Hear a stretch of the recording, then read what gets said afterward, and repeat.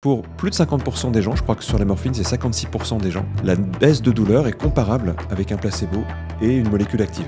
Ce qui est, au fond, est assez génial, non, quand on y pense. On a tendance à se dire, mais en fait, moi, je suis pas suggestible à tout ça, puisque je suis contre le placebo, ça marche pas sur moi, etc. Alors qu'en fait, quelque part, on est tous un peu suggestibles d'une certaine manière. Je sais pas vous, mais quand on parle de placebo, pour la plupart des gens, il y a une réaction un petit peu presque méprisante. Je sais pas si vous avez déjà vu. Dans ta tête, c'est pas c'est un placebo. C'est psychologique. Ouais, c'est psychologique. Et limite le truc, non mais si ça marche, c'est que t'as un esprit faible.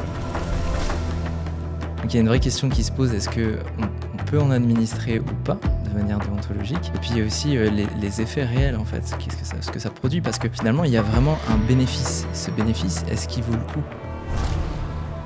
Je crois qu'il y a du placebo dans toutes les pratiques, en fait. Pas seulement les pratiques de type psychothérapie et tout ça, mais dans les pratiques médicales aussi, y compris sur des choses qui sont très concrètes. Par exemple, quand on donne un placebo qui est censé agir contre la douleur à quelqu'un qui a une douleur aiguë, on s'aperçoit que le placebo peut avoir une action qui est quand même très très concrète et très apaisante.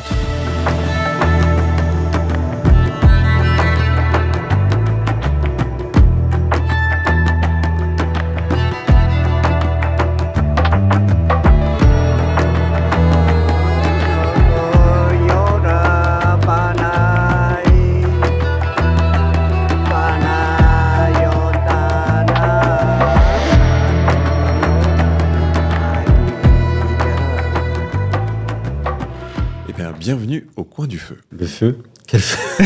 C'était la blague qu'on s'était Il n'y a pas de feu aujourd'hui. Non.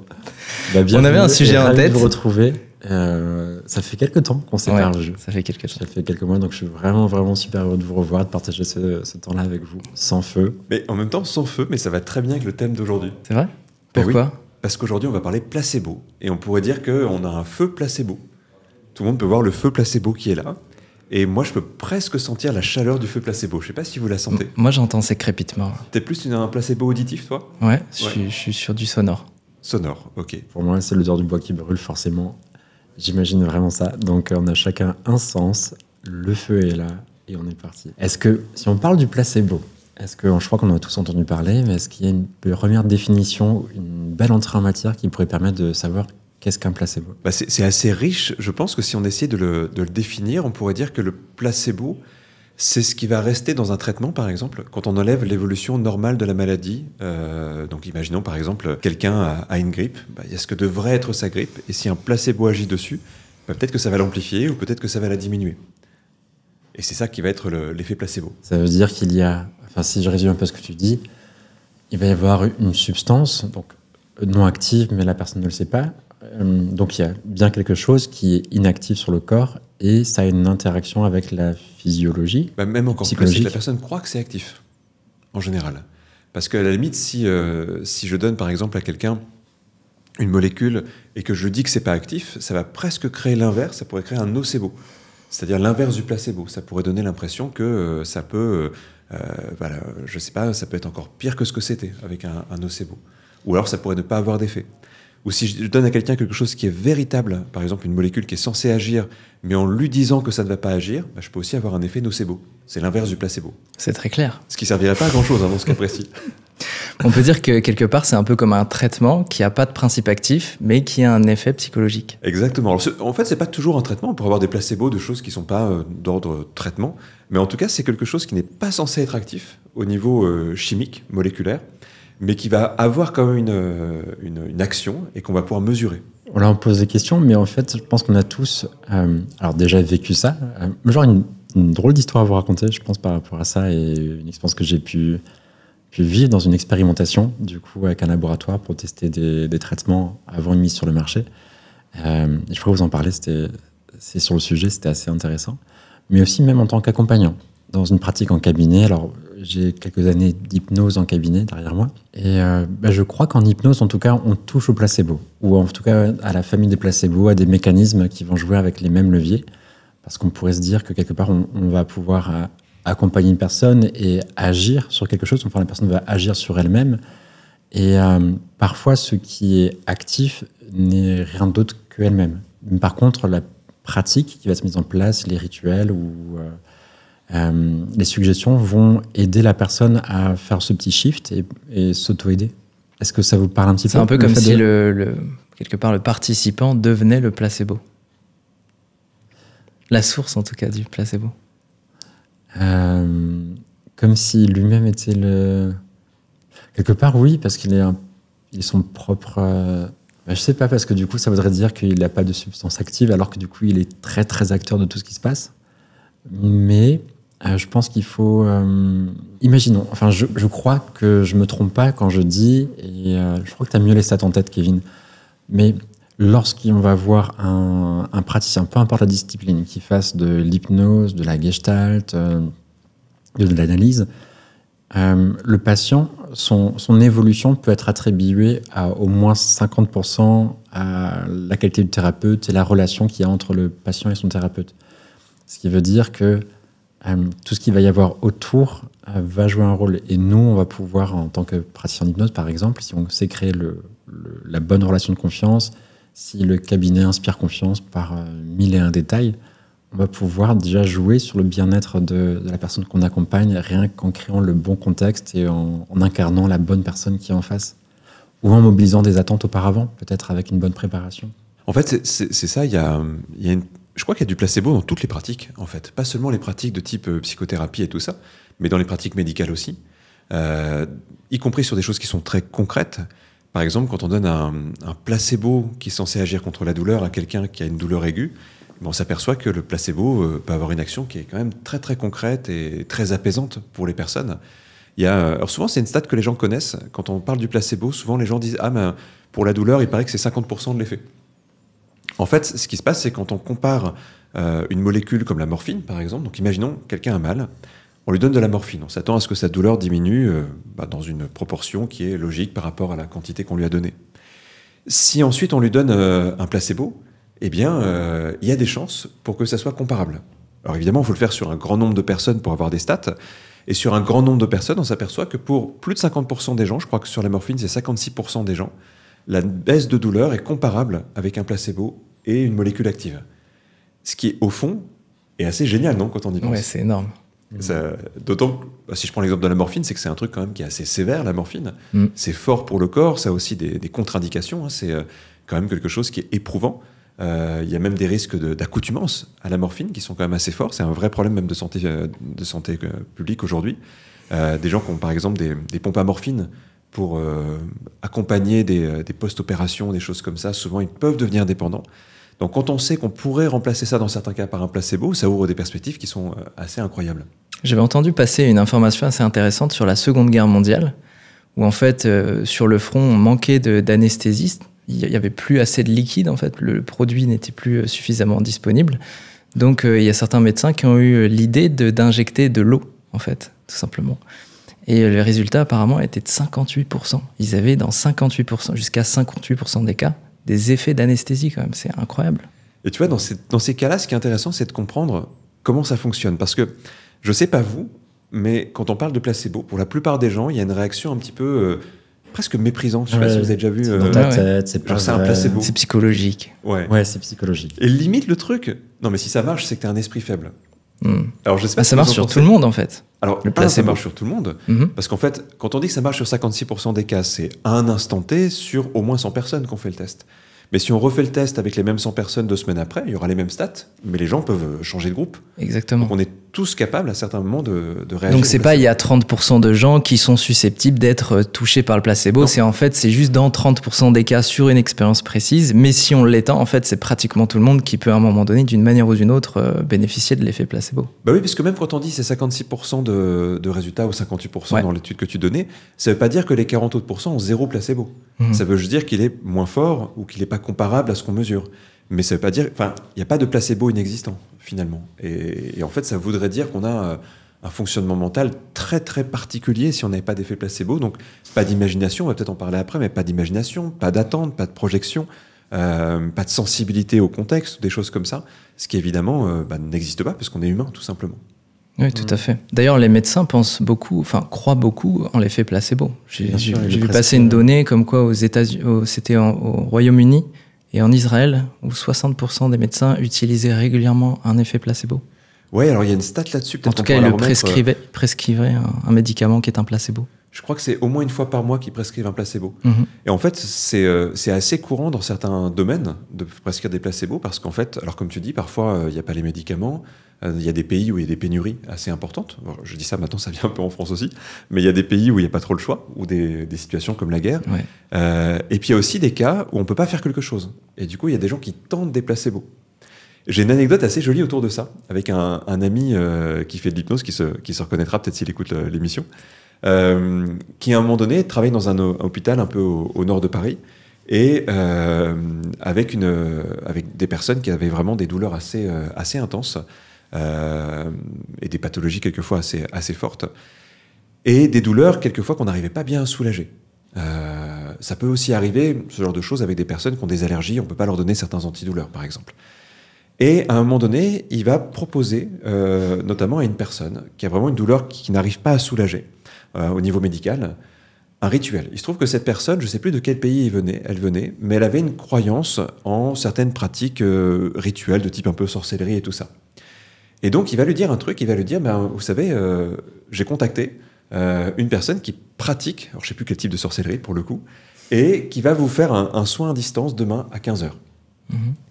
Donc la personne, quand elle entend ça, déjà, elle va mieux, elle est soulagée. Ouais. Mais il va vraiment mettre en scène le truc. C'est-à-dire que dans l'hôpital, il va prévenir l'infirmière, il va avoir une sorte de jeu de rôle avec l'infirmière, parce que dans le couloir, il va discuter de l'intervention le lendemain à 15h, etc., donc pour que la patiente, elle entende. Le lendemain, 5 minutes avant, il vient dans la chambre, il dit, voilà, votre séance va commencer, alors j'éteins la télévision, j'éteins la lumière, je vais vous demander de fermer les yeux, ne faites rien. De toute façon, ça agit à distance, mais comme ça, vous êtes dans des bonnes conditions. Je reviens dans un quart d'heure pour allumer la lumière. Il crée une mise en scène comme ça. Évidemment, il ne se passe rien. Mais il va s'apercevoir que cette personne, quand il revient, elle va ressentir un net soulagement. En fait, évidemment, il n'y a pas un guérisseur ou un sorcier qui a fait quelque chose, mais cette personne y a cru. Et parce qu'elle a cru, elle a créé un mécanisme. Et je trouve ça très joli comme exemple, parce qu'il pose des questions éthiques, évidemment. Il pose des questions, est-ce qu'on a le droit de faire ça? Est-ce que c'est bien de faire ça? Et on pourra en débattre un petit peu. Mais en tout cas, cette personne, ça c'est sûr, elle allait mieux après.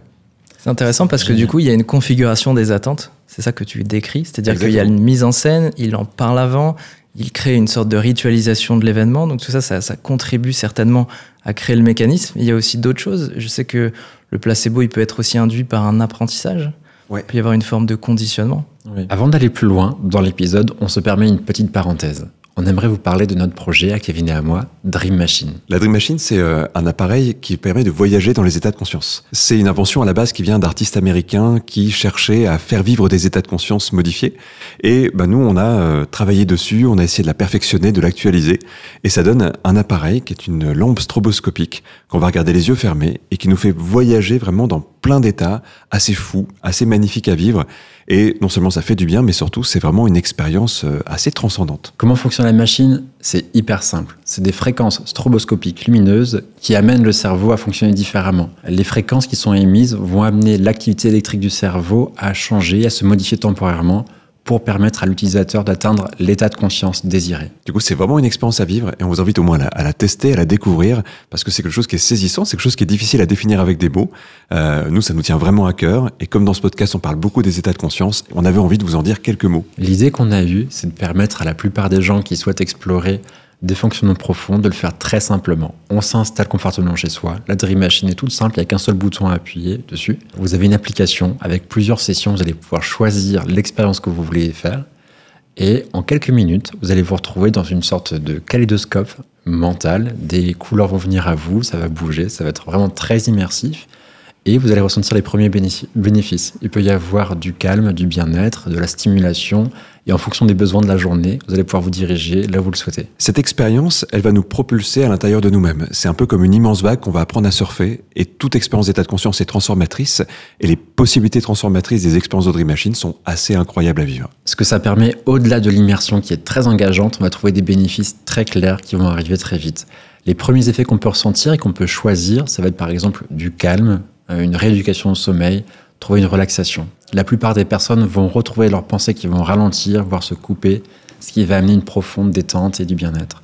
Pour d'autres personnes, elles pourraient se retrouver plus stimulées si elles choisissent des programmes le matin, comme des programmes qui sont liés aux ondes gamma, qui vont amener le cerveau à fonctionner à un autre rythme pour trouver un autre flow dans la journée et se sentir très à l'aise. Dans tous les cas, avec vos différents objectifs de la journée, vous allez pouvoir les atteindre et trouver les états de conscience qui correspondent à ce dont vous avez besoin au moment spécifique de la journée. En fait, dans plein de pratiques de thérapie, d'expérience personnelle, on passe par des états de conscience modifiés. Mais souvent, on ne sait pas modifier son état de conscience.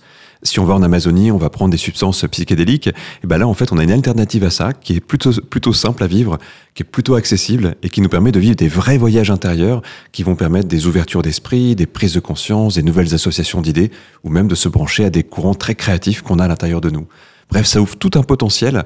En fait, ça nous ouvre la porte de notre propre inconscient. Donc, si vous êtes intéressé, il y a un lien en bio, c'est dream-machine.tech. Vous avez un code de réduction si vous l'utilisez. On va pouvoir revenir au podcast. Merci pour cette petite parenthèse. On se retrouve au coin du feu.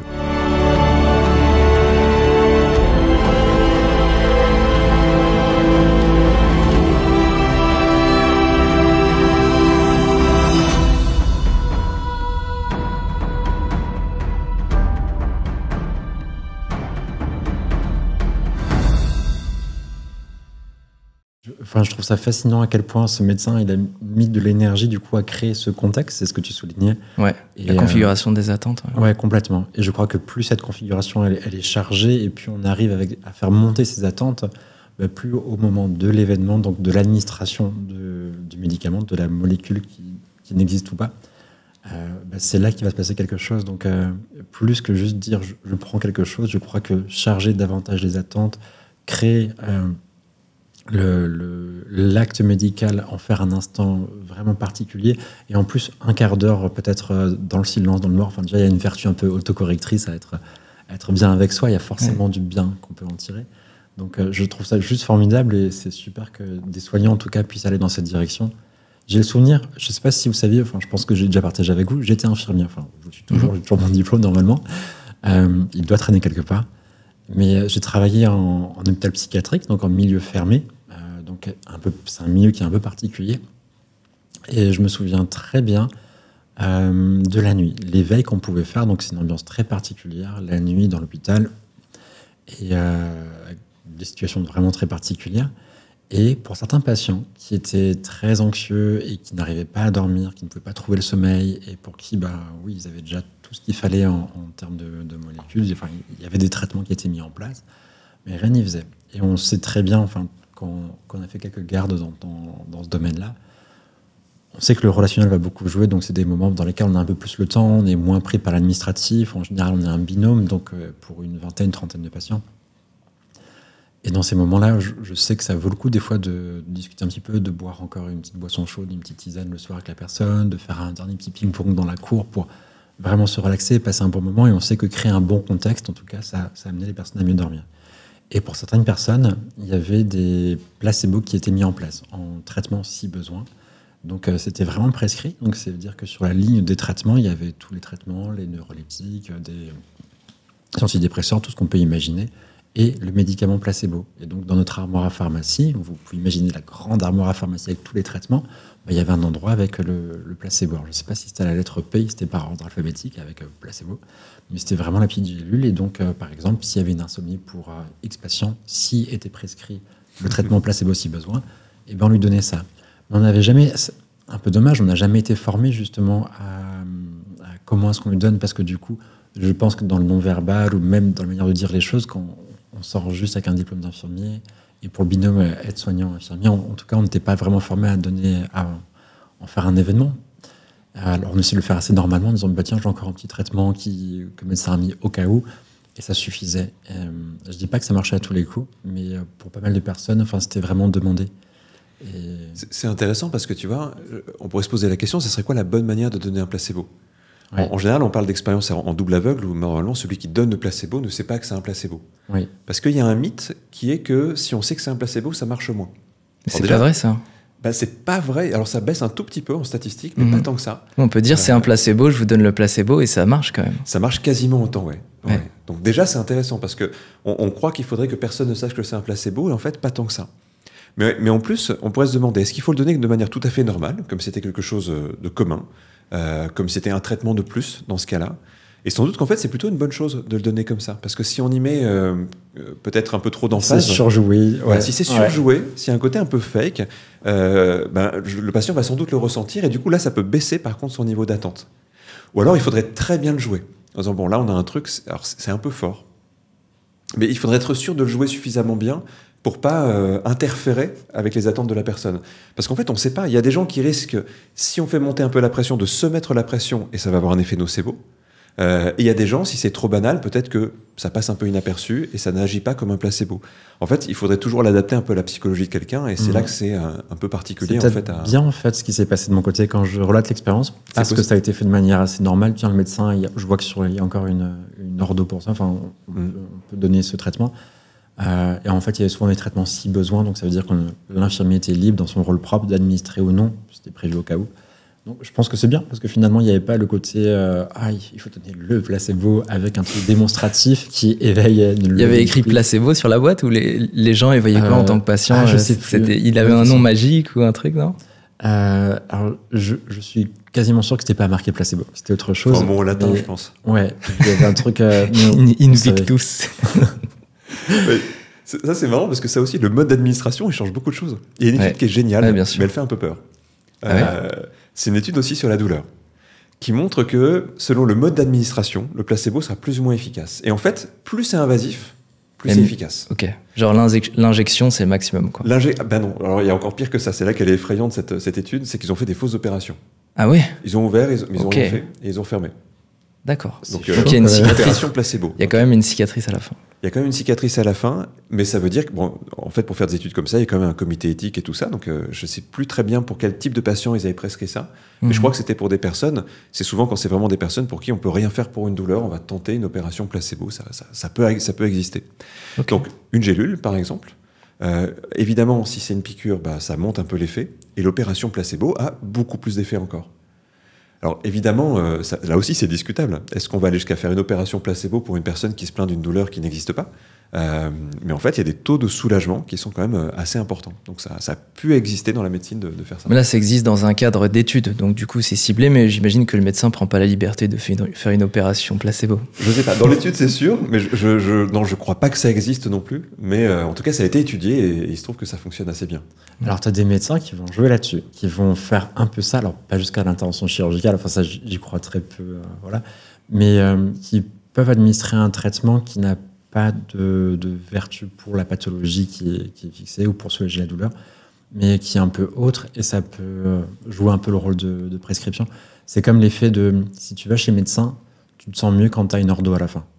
Et si tu vas chez le médecin et qu'on te dit juste ouais, tu as un bon rhume, attends 4 jours et puis mange juste un peu plus de fruits, tu te reposes et ça ira bien.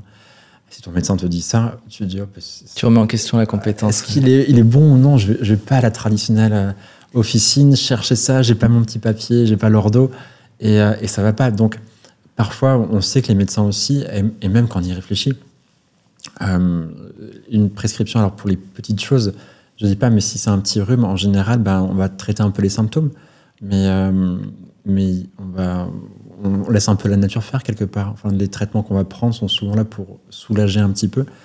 Et enfin, pas tous, il ne faudrait pas généraliser, il faut faire attention à ce qu'on dit par rapport au traitement. Mais globalement, on sait que des médecins aussi savent que plus l'ordo est chargé, plus on peut mettre des petites choses. On sait que ça va aider de manière générale à ce que le patient se sente compris, écouté, pris en charge et qu'il ait un acte à faire, aller à l'officine, retirer les traitements et chez lui mettre en place ces petits rituels de 3 fois par jour pendant les repas. Et voilà. C'est ça qui est intéressant, c'est pourquoi ça marche de faire tout ça. En fait, alors il y a la question de l'engagement, il y a la question d'un biais de confirmation. J'ai fait tout ça, donc ça va marcher. J'ai pris quelque chose, donc ça va marcher. Il y a plein de questions et ça interroge très fortement sur la psychologie humaine. Qu'est-ce qui fait qu'on est capable de se créer du vrai? Parce que quand même, quand on a une baisse de la douleur ou un symptôme qui disparaît, c'est quand même du vrai. Ou d'imaginer qu'il y a du vrai. Dans le cas du rhume, par exemple, il y a une étude qui montre que quel que soit le traitement, un rhume dure environ 5 jours. Oui, c'est ça.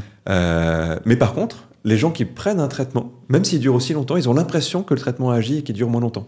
Et donc ça fait une baisse des symptômes. Bah, ça donne l'impression, subjectivement, que les symptômes ont baissé, même s'ils n'ont pas vraiment baissé. Ils n'ont pas baissé, c'est ça, ouais. Mais c'est la perception qui change. C'est mieux, enfin, que tu es pris en charge, du coup, il n'y a pas d'inquiétude par rapport à ça, je pense.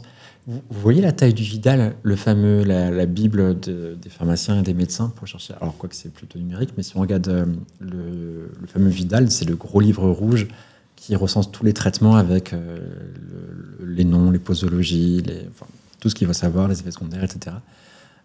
Il y a un type, je pense que les médecins, il faudrait rechercher et puis remettre, comme on fait, les petits bandeaux pour vérifier les faits. Il y a une personne qui avait essayé de classer tous les traitements qui étaient listés là-dedans pour en sortir juste l'essentiel qui était, selon ces critères-là, vraiment utile pour des vraies pathologies. En disant, il y a plein de choses qui sont plus ou moins utiles, voire discutables, et qui n'ont pas forcément leur place en tant que traitement remboursé. Le sujet était aussi un petit peu là-dessus, sur ce qui est remboursé ou non, est-ce que ça vaut le coup. Et le travail qui a été fait était assez remarquable, et on se rend compte qu'on peut élaguer quand même pas mal de traitements qui sont pas toujours utiles. Je me rends compte de la dangerosité de ce que je dis au fur et à mesure que je dis. Je pense qu'il faut vraiment prendre vigilance. Je ne suis pas médecin, on ne donne pas du tout d'avis médical là-dessus. Tous les traitements qui sont prescrits, je pense qu'il faut les respecter. Il est plutôt question de se dire sur une grosse pathologie, c'est-à-dire je vis quelque chose de grave à un moment donné, puis je peux avoir beaucoup de traitements. Il y en a quelques-uns qui auront peut-être des effets qui sont plutôt minimes par rapport à la pathologie en elle-même, qui sont peut-être des petits correcteurs qui vont améliorer un peu le confort. Mais les vraies molécules qui vont agir sur la pathologie, finalement, il y en a. La liste est un peu plus faible que ce qu'on pense. Quand tu dis un peu, c'est un peu beaucoup. Ouais, c'était significatif. Ouais. Donc, ouais. C'est marrant parce qu'il y a un autre élément aussi, c'est que le placebo n'est pas égal selon les endroits où on l'utilise. Si on prend deux trucs qui sont très différents, par exemple, dans le traitement du cancer, le placebo ne fonctionne quasiment pas. Je crois qu'on considère que c'est moins de 2% d'efficacité d'un placebo, donc ce qui est ridicule quasiment. C'est presque même un effet qui, sans doute, peut être une erreur statistique même dans l'étude, à 2%. Par contre, dans les antidépresseurs, je crois que c'est à plus de 70%. Il me semble que c'est 78, alors peut-être qu'on pourra mettre aussi le chiffre précis, mais c'est assez incroyable. Ouais. Alors ça ne veut pas dire que l'antidépresseur n'est pas efficace, mais 78% de son efficacité relève du placebo. Alors, il y a une méta-étude là, qui regroupe plus d'une vingtaine d'études qui a pu montrer ça. Incroyable. Elle est un peu critiquée, parce que je crois que la critique, c'est qu'il y a notamment des généralistes qui prescrivent parfois des antidépresseurs parce qu'ils ne savent pas très bien quoi prescrire à quelqu'un, pour des raisons qui ne sont pas toujours les bonnes. Apparemment, il y a un abus très fort en France de ça. Mais même si on enlève ça, on s'aperçoit qu'il y a des endroits où l'effet placebo est très fort et des endroits où il est un peu moins fort. Donc c'est pas un truc universel non plus. C'est pas quelque chose. Si j'ai une fracture, un placebo va pas avoir beaucoup d'effet, quoi. Oui, c'est clair. C'est clair. Donc il y a peut-être une. Alors, je fais une sorte de lien vite fait avec ce qu'on pourrait qualifier de psychologique, peut-être, ou alors tout ce qui est plus lié à ce qui est non physiologique, je le dirais comme ça. Après, je sais pas, parce qu'on pourrait se dire dans la dépression, il y a quand même des liens neurophysio, enfin, il y a la neurochimie qui est en jeu aussi. Donc, ouais. Mais oui, effectivement, pour une fracture, pour un cancer, pour quelque chose comme ça, on se rend bien compte que ça n'a pas joué de la même manière. Et je repense à ce que vous disiez avant, et selon l'efficacité de la forme dans laquelle le traitement est administré, il y a aussi le pays et les croyances et les cultures. J'avais vu une petite stat aussi sur une différence. Alors, je crois qu'il y avait l'Allemagne et l'Espagne, je vais le redire là rapidement, pareil, ce sera à vérifier. Mais il me semble que, par exemple, la culture espagnole, ils sont plus sensibles, les placebos marchent mieux lorsqu'ils sont administrés en forme injectable. Mais ce qui n'est pas le cas en Allemagne, où les gens sont plus sensibles aux placebos type pilule. Et alors, c'est peut-être pas exactement les bonnes choses, mais on comprend bien qu'il y a aussi quelque chose de très culturel là-dedans, et qui est peut-être lié à l'influence sociale, etc. Je ne sais pas ce que ça vous dit encore sur... Ouais, ça me semble assez logique qu'il y ait forcément une relation particulière à la culture et qui fait qu'une personne va être plus ou moins sensible à un placebo en fonction de comment il est administré, ça paraît logique. C'est comme une ritualisation et j'imagine que ça touche aussi à des sphères inconscientes, donc ça me parle beaucoup. Je trouve ça étonnant par contre de dire que les Espagnols ils sont sensibles aux injections et que les Allemands plutôt aux pilules, ça, je sais pas si ça résonne comme une vérité pour moi, mais quel cliché écoute, du coup, je trouve ça curieux, mais ouais. J'imagine aussi qu'il y a certainement des rituels qui sont liés peut-être à des croyances spirituelles, ou tu vois, on pourrait parler de prières, ou on pourrait peut-être de différents types de prières ou de marabouts en fonction des endroits du monde. Donc je veux bien croire qu'il y a une cohérence. Et en même temps, je suis en train de me dire, imagine, on nous débarque comme ça au fin fond de la Sibérie, dans une petite hutte avec un chaman. Il donne une pilule. On me dit ce thé, il a été fait avec une plante ancestrale, et je suis le seul à connaître le secret, etc. Et je veux dire, plus on est hors de notre contexte. Exactement. Bien sûr, je pense que ça joue beaucoup. Parce que par exemple, si tu prends un occidental et que tu l'amènes au fin fond de la forêt amazonienne et que tu lui donnes une décoction et que tu lui dis ça va complètement métamorphoser la manière dont son chi circule dans le corps, etc. Je pense qu'il va être forcément beaucoup plus suggestible parce que c'est exotique. Donc, il y a vraiment une question de localité, du moment où on vit l'expérience et tout ça. Je pense que, bien sûr, ça doit toucher. Alors, il y a un truc, j'y pense, tu vois, par rapport au contexte. Et en m'installant dans mon cabinet d'hypnose, il y a longtemps, donc c'était peut-être une quinzaine d'années, un truc comme ça, j'avais réfléchi à comment bien installer mon cabinet, à quoi est-ce qu'il devait ressembler. Et la première chose qui m'est venue, enfin très intuitivement, c'était de recréer une sorte de cabinet médical, de donner une impression en tout cas de la plaque dorée, etc. Il y a des gens avec un stéthoscope autour du cou. Avec... Exactement, la blouse blanche et tout. T'avais une blouse. Non, mais c'était de recréer un environnement qui était connu en tout cas. Et les gants. Le chirurgien hypnotique. Je me suis trompé d'endroit, c'était pas le bon. Il y avait au minimum le cabinet, il y avait les mêmes codes qu'on va retrouver dans tous les cabinets médicaux qui étaient là. Depuis l'environnement, le bureau, la salle d'attente, la plaque, et tout était mis en place. L'odeur, t'y as pensé? Ouais. Ah ouais, l'odeur c'est important. Ouais, forcément il fallait faire le ménage, donc après il y avait les produits. Donc en fait, il y a des produits qui sentent plus l'hôpital que les produits maison en tout cas. Tu veux dire que tu as parfumé avec l'essence d'huile d'essentiel d'hôpital, c'est ça? L'huile d'essentiel d'hôpital. Pas d'huile d'essentiel d'hôpital. Mais justement, moi je me suis dit, tu vois, les cabinets traditionnels, traditionnels non, mais dans le bien-être, qui est souvent attaché à plein de thérapies alternatives, du coup on peut retrouver des collègues à nous qui travaillent en hypnose, qui vont être sensibles à l'utilisation des huiles essentielles et de pas mal d'autres choses. Ouais. Et finalement, je pense que c'est intéressant et que ça peut toucher la personne personnellement, mais du coup, en créant un cabinet d'hypnose, j'avais tendance à vouloir mettre ça de côté, à me dire, je voudrais pas qu'on mette des huiles essentielles, des choses comme ça, qui font plus bien-être et pas très médical, justement, mais plutôt aller vers quelque chose de très professionnel et qui rappelle des codes qui étaient déjà utilisés dans quelque chose de structuré, institutionnel. Donc... ouais. Je ne sais pas comment vous voyez ça, vous, quand vous allez chez un professionnel, si le contexte, il joue sur comment vous vous sentez pris en charge. Déjà, je pense qu'il y a le côté rangement de l'espace. Je ne sais pas si ça vous est déjà arrivé d'arriver chez un médecin où c'est un peu le bordel. Ouais. Ça vous est déjà arrivé, ça? Je crois pas, mais j'imagine... Et alors, je ne sais pas pour vous si ça résonne le fait que ce soit désordonné comme de la compétence ou au contraire de l'incompétence. Pour moi, c'est plus de l'incompétence. Quelqu'un qui est... désordonné, où ça n'a pas l'air tout à fait propre, tu vois, je vais pas forcément me sentir en confiance, par exemple. Donc ça, je pense que c'est des configurations assez basiques, mais est-ce que c'est ordonné, est-ce que c'est pas ordonné? L'odeur, je pense que ça joue aussi. Est-ce que ça sent bon, est-ce que ça sent pas bon? La propreté, c'est un critère. La propreté, la manière dont le médecin se tient et comment il est. Mais sans parler de corps médical, ça peut être simplement dans un cadre même de bien-être ou un coach ou... J'ai l'impression que ça dépend de l'univers que tu te crées. Ça dépend totalement de l'univers. Deux trucs différents. Si en effet, t'as un médecin qui sent l'alcool, qui a l'air dégueulasse, et puis qui c'est vraiment sale chez lui, ça donne pas du tout envie. Mais en même temps, si tu tombes sur la variante un peu professeur Tournesol, avec des piles de livres partout et tout ça, et que ça fait un peu savant, tu te dis... C'est une question de congruence, je pense. En fait, c'est ça. Si l'univers est cohérent, peut-être que tu te dis... je suis tombé sur un médecin qui est pas banal, et même s'il est excentrique, quelque part, tu peux te dire, il m'a sans doute déniché la manière de faire le truc qui est justement très pointue et très... Okay. En fait, c'est une question de cohérence, j'ai l'impression. Tout à fait. Ça pourrait fonctionner aussi comme ça. Bien sûr. Je pense que c'est minime, parce que la plupart des personnes qui vont paraître bordéliques, à mon avis, on va sentir plein de feux rouges en disant, c'est pas possible. Mais si, la personne qui est suffisamment...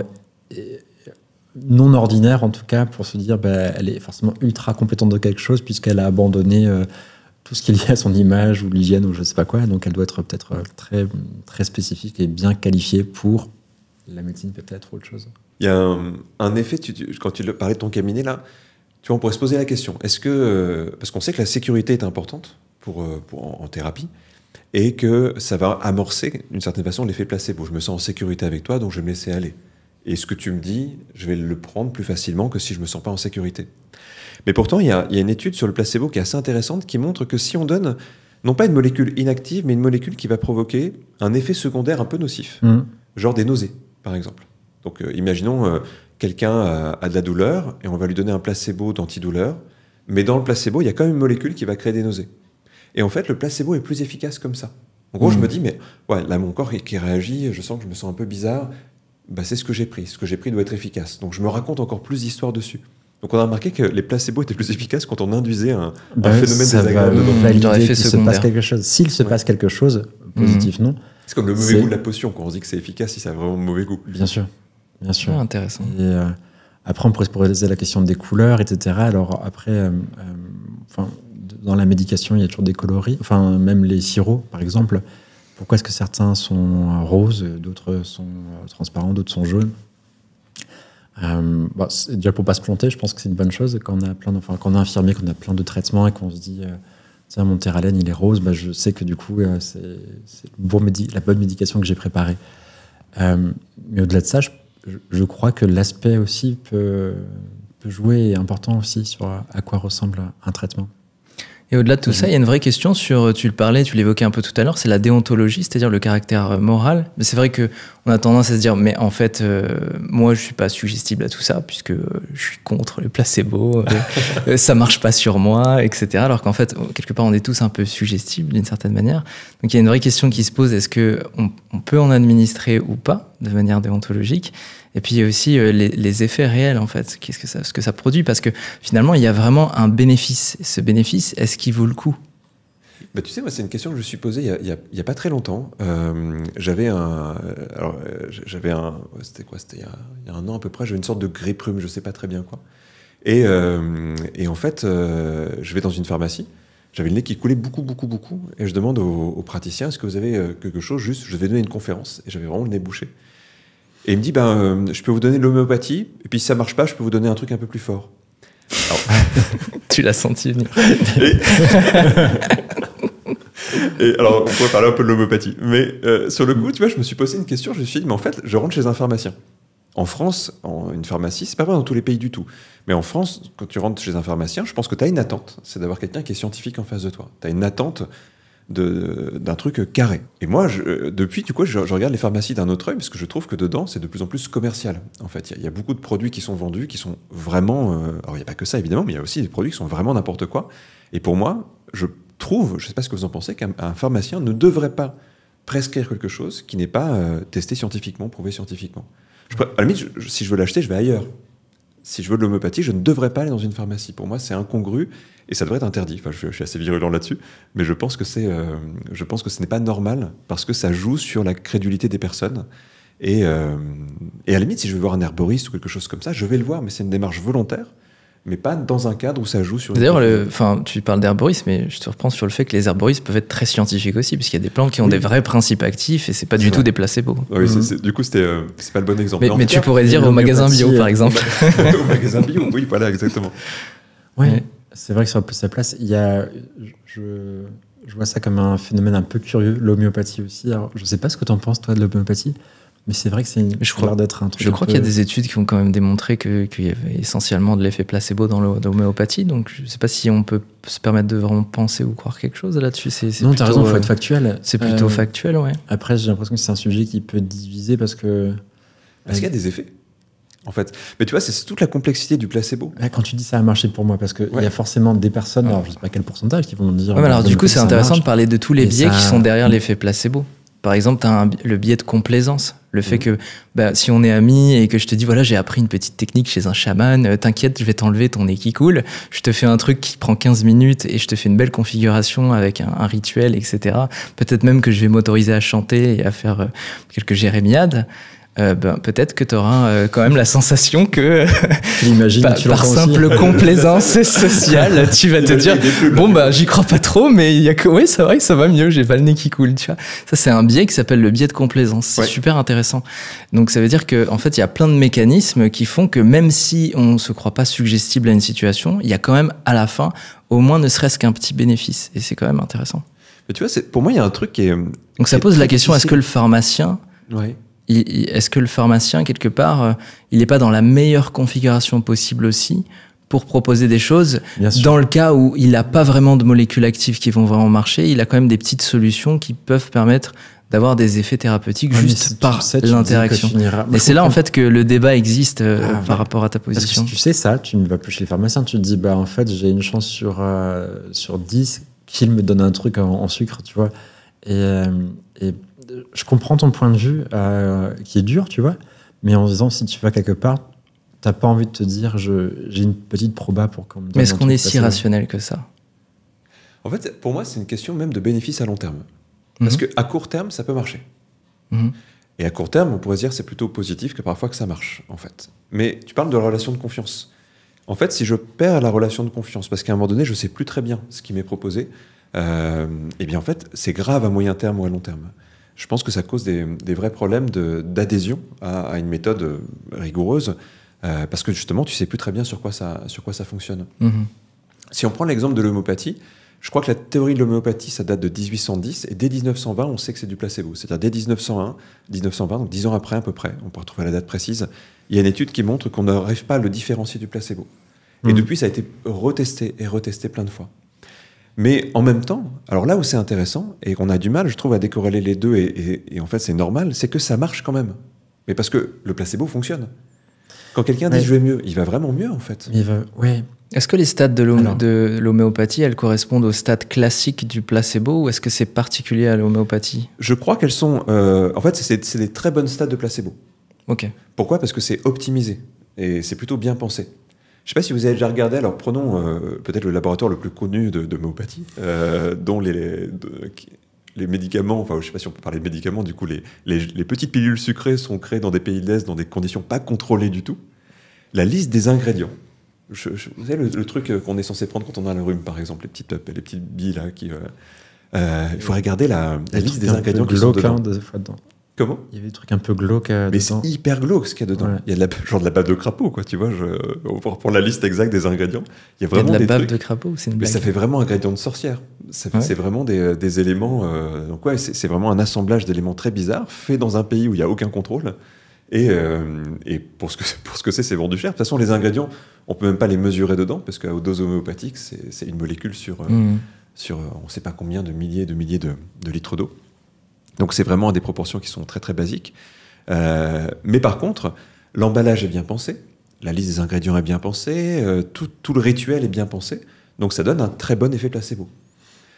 Et en fait, quand je dis effet placebo, c'est ce que je disais tout à l'heure, c'est que c'est pas péjoratif du tout. C'est plutôt positif, un effet placebo. C'est positif si on sait que c'en est un et si on s'engage dans une sorte d'apprentissage. J'apprends par exemple que ce placebo peut avoir un effet sur moi. Et donc en fait, j'apprends à me créer un effet. Et à ce moment-là, le placebo n'est plus qu'une béquille. Ah, ouais. Tu vois, pour rebondir là-dessus, et si je me dis dans un monde idéal, comment est-ce qu'on peut... On connaît le phénomène. On sait qu'il y a un phénomène placebo qui existe, c'est nocebo. Comment bien l'utiliser ou l'intégrer dans nos pratiques pour que ce soit bénéfique.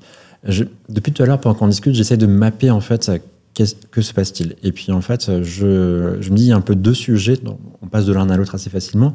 Il y a globalement, si on voit une sorte d'équation un peu simplifiée, on va avoir la substance, active ou non, plus notre conditionnement ou le contexte de la prise, donc c'est-à-dire l'état d'esprit, les enjeux sociaux, etc., le principe d'autorité parce que c'est quelqu'un en blouse blanche qui me le donne. Tout ce contexte égale les effets. Et là où je sens qu'il peut y avoir une gêne, c'est beaucoup plus sur la substance est-elle active ou non, donc sur cette première variable de l'équation. Et je me dis, en fait, on devrait porter toute l'attention sur le contexte. Comment est-ce qu'on crée le meilleur contexte possible pour que le traitement puisse avoir effet, qu'il soit actif ou non. Et là, on arrive aux médecins, par exemple, qui vont donner un traitement à quelqu'un en disant, le fameux, tiens, je te donne un petit truc, tu vois si ça marche ou non, Inch'Allah, ça marche. Et le médecin plus impliqué, peu importe que ce soit actif ou non, mais qui va juste dire, ça, ce traitement, si tu suis scrupuleusement ce que je t'indique, ça devrait aller mieux déjà dès ce soir. Et peut-être même que demain, ça ira encore mieux. Et juste ça, cette petite différence de communication, elle peut faire déjà une grande différence. Et je crois que s'il y avait... Enfin, imaginons que dans nos pharmacies, tout ait une substance active, qu'on mette peut-être de côté tentant quelque chose, ou exceptionnellement, dans des cas vraiment particuliers, on utiliserait une substance inactive comme placebo en se disant je veux chercher un mieux-être.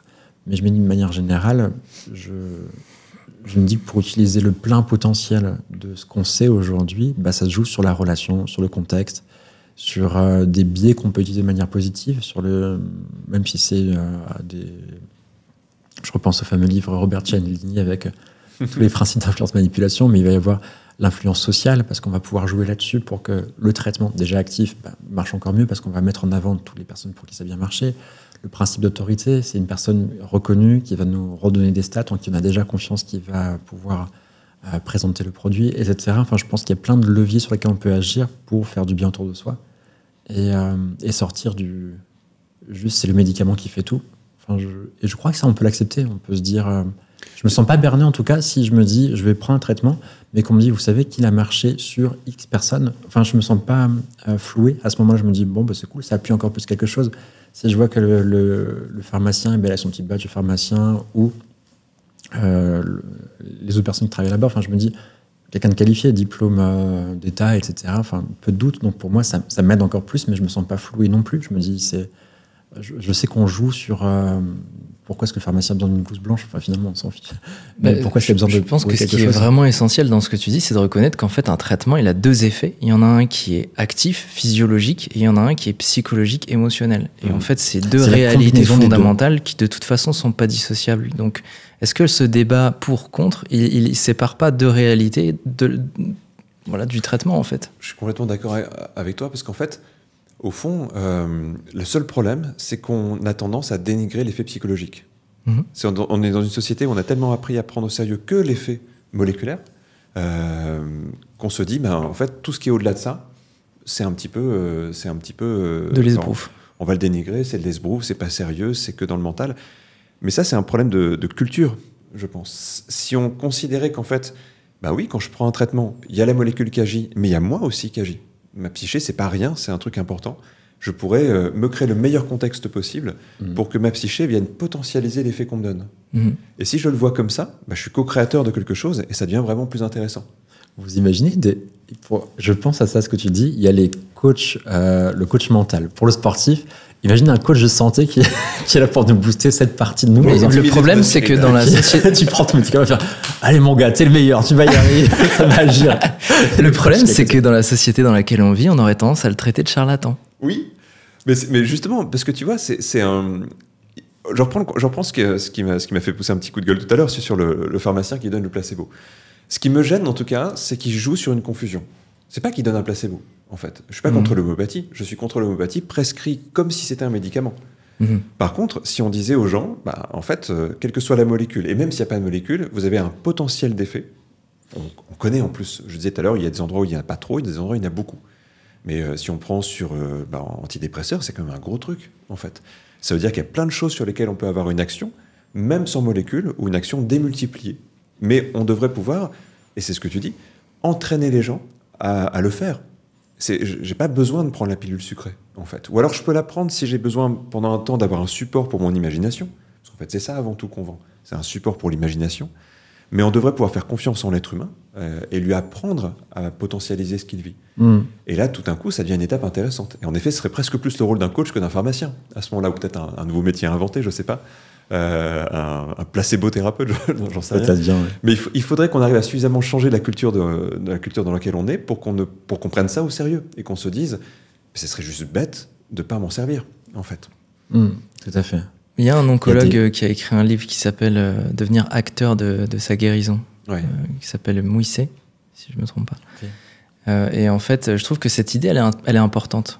Parce que c'est vrai qu'en France, on a tendance, par exemple, à tellement faire confiance à notre système médical quelque part, c'est un peu comme si c'était les blouses blanches qui nous disaient comment on doit se soigner. Mais en fait, il y a une autre vérité, c'est qu'on est aussi, quelque part, responsable de comment on accepte la guérison et d'à quel point on peut guérir et renforcer cette guérison. Aussi, ne serait-ce que dans des actions de prévention, dans le fait de se responsabiliser sur ce qu'on mange, sur la qualité du sommeil, l'hygiène de vie, etc. Et donc du coup, je pense que cette idée, elle est super importante. Ça me semble être l'idée que tu évoques, en fait. Se sentir responsable de sa guérison parce qu'on a vraiment un pouvoir, en fait, sur notre guérison et il est réel. À 100% d'accord. Ouais. On évoquait le cancer tout à l'heure et l'effet placebo semble inexistant sur le cancer, quasiment inexistant.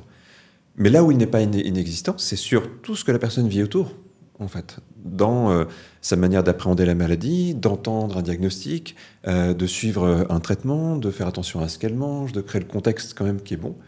Et c'est vrai que si par exemple on est dans un contexte de je ne fais confiance que en la médecine et je fais plus attention au reste, mais en fait, on se coupe de certains potentiels qui peuvent quand même aider le corps à bien lutter. Ou à l'inverse, si du coup, je m'engage pas parce que j'y crois pas ou parce que je suis démotivé, eh bien, on peut travailler sur tout ce qui est implication et sur tout ce qui est motivation.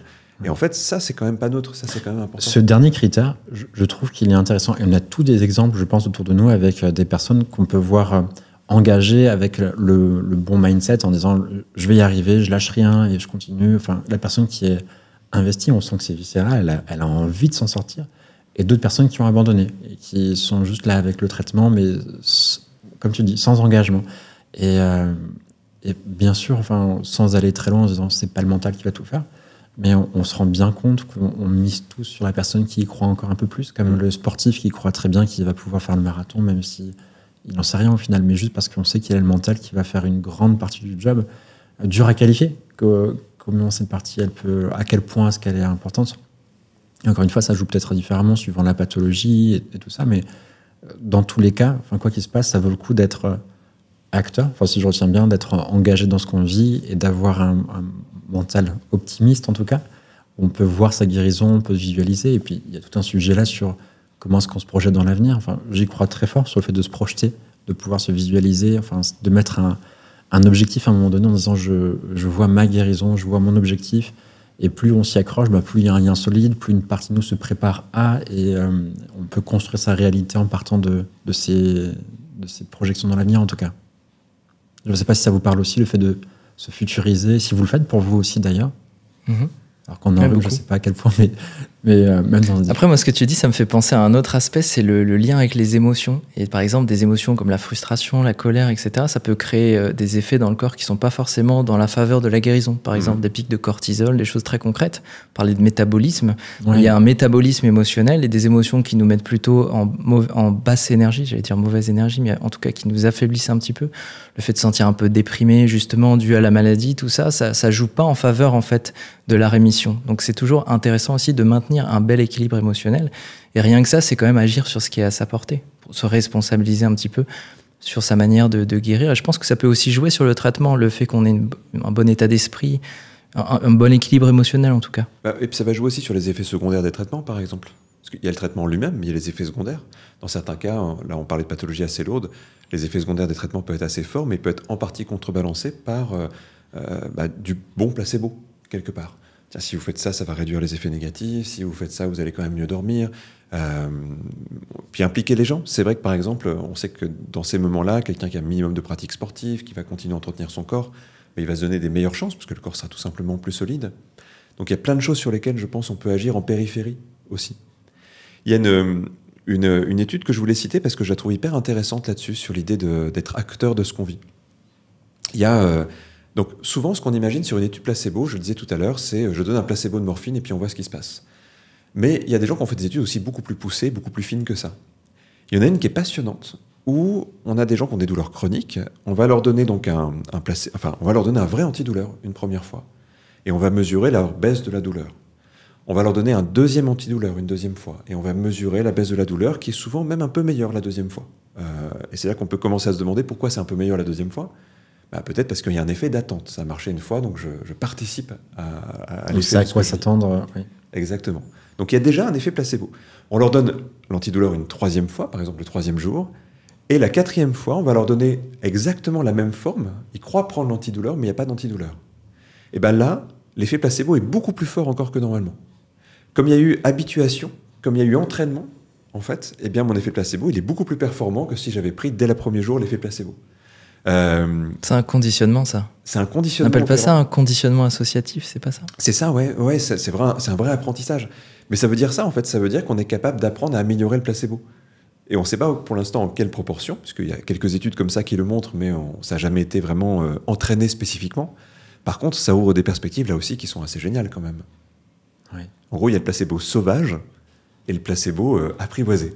Entraîné. Ça pourrait être un vrai métier, tu vois, un technicien du placebo qui saurait bien mettre en place le traitement pour avoir le maximum d'efficacité. Génial. Ça pose quand même plein. Enfin, je sais pas pour vous, là, je me rends compte vraiment de quelque chose. Ça me fait penser aussi à une étude que je sais pas raconter, mais vas-y. Excuse-moi. Ça marche. Je suis désolé, j'ai court-circuité. Il y a un enthousiasme qui a court-circuité. Moi aussi, je pense. Ah, c'est le chien de Pavlov, tu sais. On est obligé d'en parler de ça. Mais je sais pas assez bien le raconter, je pense. Vas-y, si tu veux te lancer. Bah, du coup, comme je sais pas bien le raconter, je vais pas. En fait, c'est quoi Pavlov? Comment est-ce qu'il. C'est le conditionnement. Ouais. En fait, c'est qu'il va créer une sorte d'association d'idées entre un son et de la nourriture. Enfin, il y a plusieurs expériences de Pavlov, mais la plus connue, en tout cas, c'est ça. Il va amener à des chiens de la nourriture, il va faire teinter des clochettes en même temps pour créer l'association d'idées. Ce qui fait que le chien va associer dans son esprit sonorité des sonnettes qui sonnent, des clochettes qui sonnent, et puis on m'apporte quelque chose à manger. Et au bout d'un certain nombre de répétitions, j'ai plus le nom, mais je crois que c'est une vingtaine ou un truc comme ça, le simple fait de faire teinter les clochettes fait que le processus de salivation s'enclenche chez les chiens. Donc leur corps s'apprête à digérer de la nourriture. Donc on voit que c'est un effet physiologique, pour le coup, grâce à ça. Et surtout un effet qui est un conditionnement opérant. La personne va vraiment avoir une réaction... la personne, dans le cas de Pavlov, c'était au début avec des chiens. Mais en fait, l'expérience a été refaite sur des humains avec des résultats qui sont... Ils sont similaires. C'est absolument. Il me semble avec des oiseaux aussi, où à un moment donné, c'est fait avec un pigeon et en fait, il y a une espèce d'inco. Ah oui, c'est une autre expérience. L'objectif est un peu différent, mais il y a une espèce il y a un lien avec le fait qu'il y a c'est donné au hasard, il y a l'addiction qui entre en jeu. Alors je sais plus exactement ce qui était mesuré, mais je crois que l'objectif était un peu différent. Et ce que je pourrais dire en rebondissant là-dessus, c'est simplement que on se rend compte qu'il y a quelque chose qui est lié à on parle beaucoup des attentes. Donc, pour que ce soit clair pour toutes les personnes qui nous écoutent, c'est comment est-ce que je peux appréhender une certaine situation qui va arriver. Et en général, il y a très peu de moments, même quand on ne connaît pas ce qui va arriver. Imaginons que je suis dans un appartement que je ne connais pas, il y a une porte, je vais l'ouvrir. Et donc, je ne sais pas si c'est une chambre, si c'est une salle de bain, des toilettes, enfin, peu importe la pièce. Mais une partie de moi peut faire des suppositions, va se projeter un petit peu en disant il y a de grandes chances que ce soit une chambre parce qu'on est à l'étage et qu'il y a les autres chambres qui sont là. Donc, probabilité 80% que ça soit une chambre, etc. Et en final, il n'y a jamais des moments où il n'y a rien. Il n'y a aucun moment où on peut se dire je ne sais pas ce qui va se passer. Il y a toujours une partie de nous qui va supposer qu'il va se passer X ou Y. Et des personnes peuvent le dire comme ça, que notre cerveau est une machine à prédire. Et qu'en permanence, on joue avec des prédictions, avec des probabilités, des statistiques. Et notre cerveau, il est tout le temps, qu'on le veuille ou non, en train de se dire « Ah, tout à l'heure, je vais dire ça, il va se passer ceci. » Et même avec les mots, là, je pourrais dire qu'à la fin de ma phrase, « Il était un petit... » Et là, on pourrait se dire bonhomme parce que j'ai entendu la chanson. Bref, j'essaie de faire une blague qui n'est pas drôle. Je ne sais pas faire les blagues. Petit nuage. Il y a dans les gestes, ça pourrait être les poignées de main, il y a des choses comme ça où sans trop de difficulté, avec quelques gestes, on sait dire ce qui va se passer.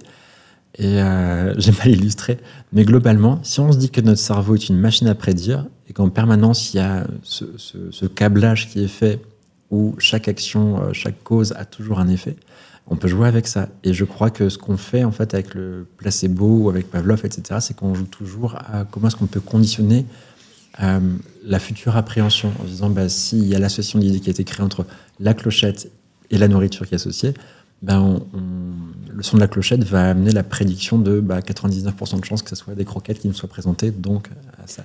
Ce qui est intéressant, c'est de percevoir que ça se passe inconsciemment. Parce que très souvent, on pense que c'est ce qu'on se raconte mentalement. Et que le mental est fort à ce niveau-là. Mais en fait, le mental, il n'a même pas le temps de rentrer en jeu.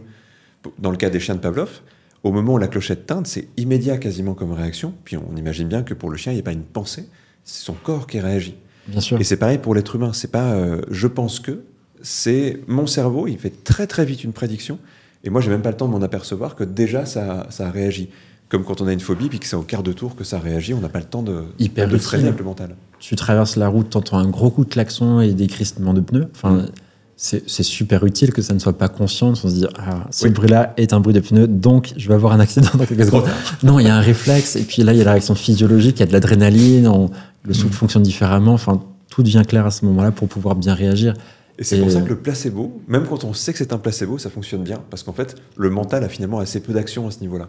C'est que je le sache ou pas, en fait, c'est autre chose qui réagit en moi et c'est plutôt inconscient comme réaction. Vous avez déjà eu des placebos sans savoir que c'était un placebo? Bah, pas ma connaissance, du coup. Après coup, peut-être, on te dit... Je crois pas, en tout cas. C'est le pharmacien, quand tu reviens, tu fais « Ah ah, je t'ai eu !» Alors oui, non, mais si, bien sûr, en fait, j'ai appris l'homéopathie quand j'étais petit. Et ça marchait? Mais alors, ça, c'est un truc génial. Ça peut marcher. Enfin, tu as la sensation d'avoir guéri plus vite? Il y a deux choses. D'ailleurs, je disais, dans le rhume, un rhume, ça dure 5 jours. Mais quand tu donnes un placebo à des gens, en général, c'est en milieu de rhume, parce que tu vois, tu as un début de rhume, tu dis peut-être que ça va passer, le deuxième jour, tu vas peut-être aller à la pharmacie pour prendre un truc, puis tu vas le prendre, tu es déjà à la moitié de ton rhume. Et en fait, on s'aperçoit que les gens estiment, quand ils ont pris quelque chose, que leur rhume a duré moins longtemps, même si c'est pas vrai. C'est-à-dire qu'il y a l'effet qu'on se fabrique, qui n'est pas forcément un vrai effet. Et cet effet qu'on se fabrique, il est difficile à mesurer. Dans le cas de la douleur, il existe aussi. Ah oui, ça doit être moins fort. En fait, c'est peut-être pas moins fort, mais je me raconte que c'est moins fort.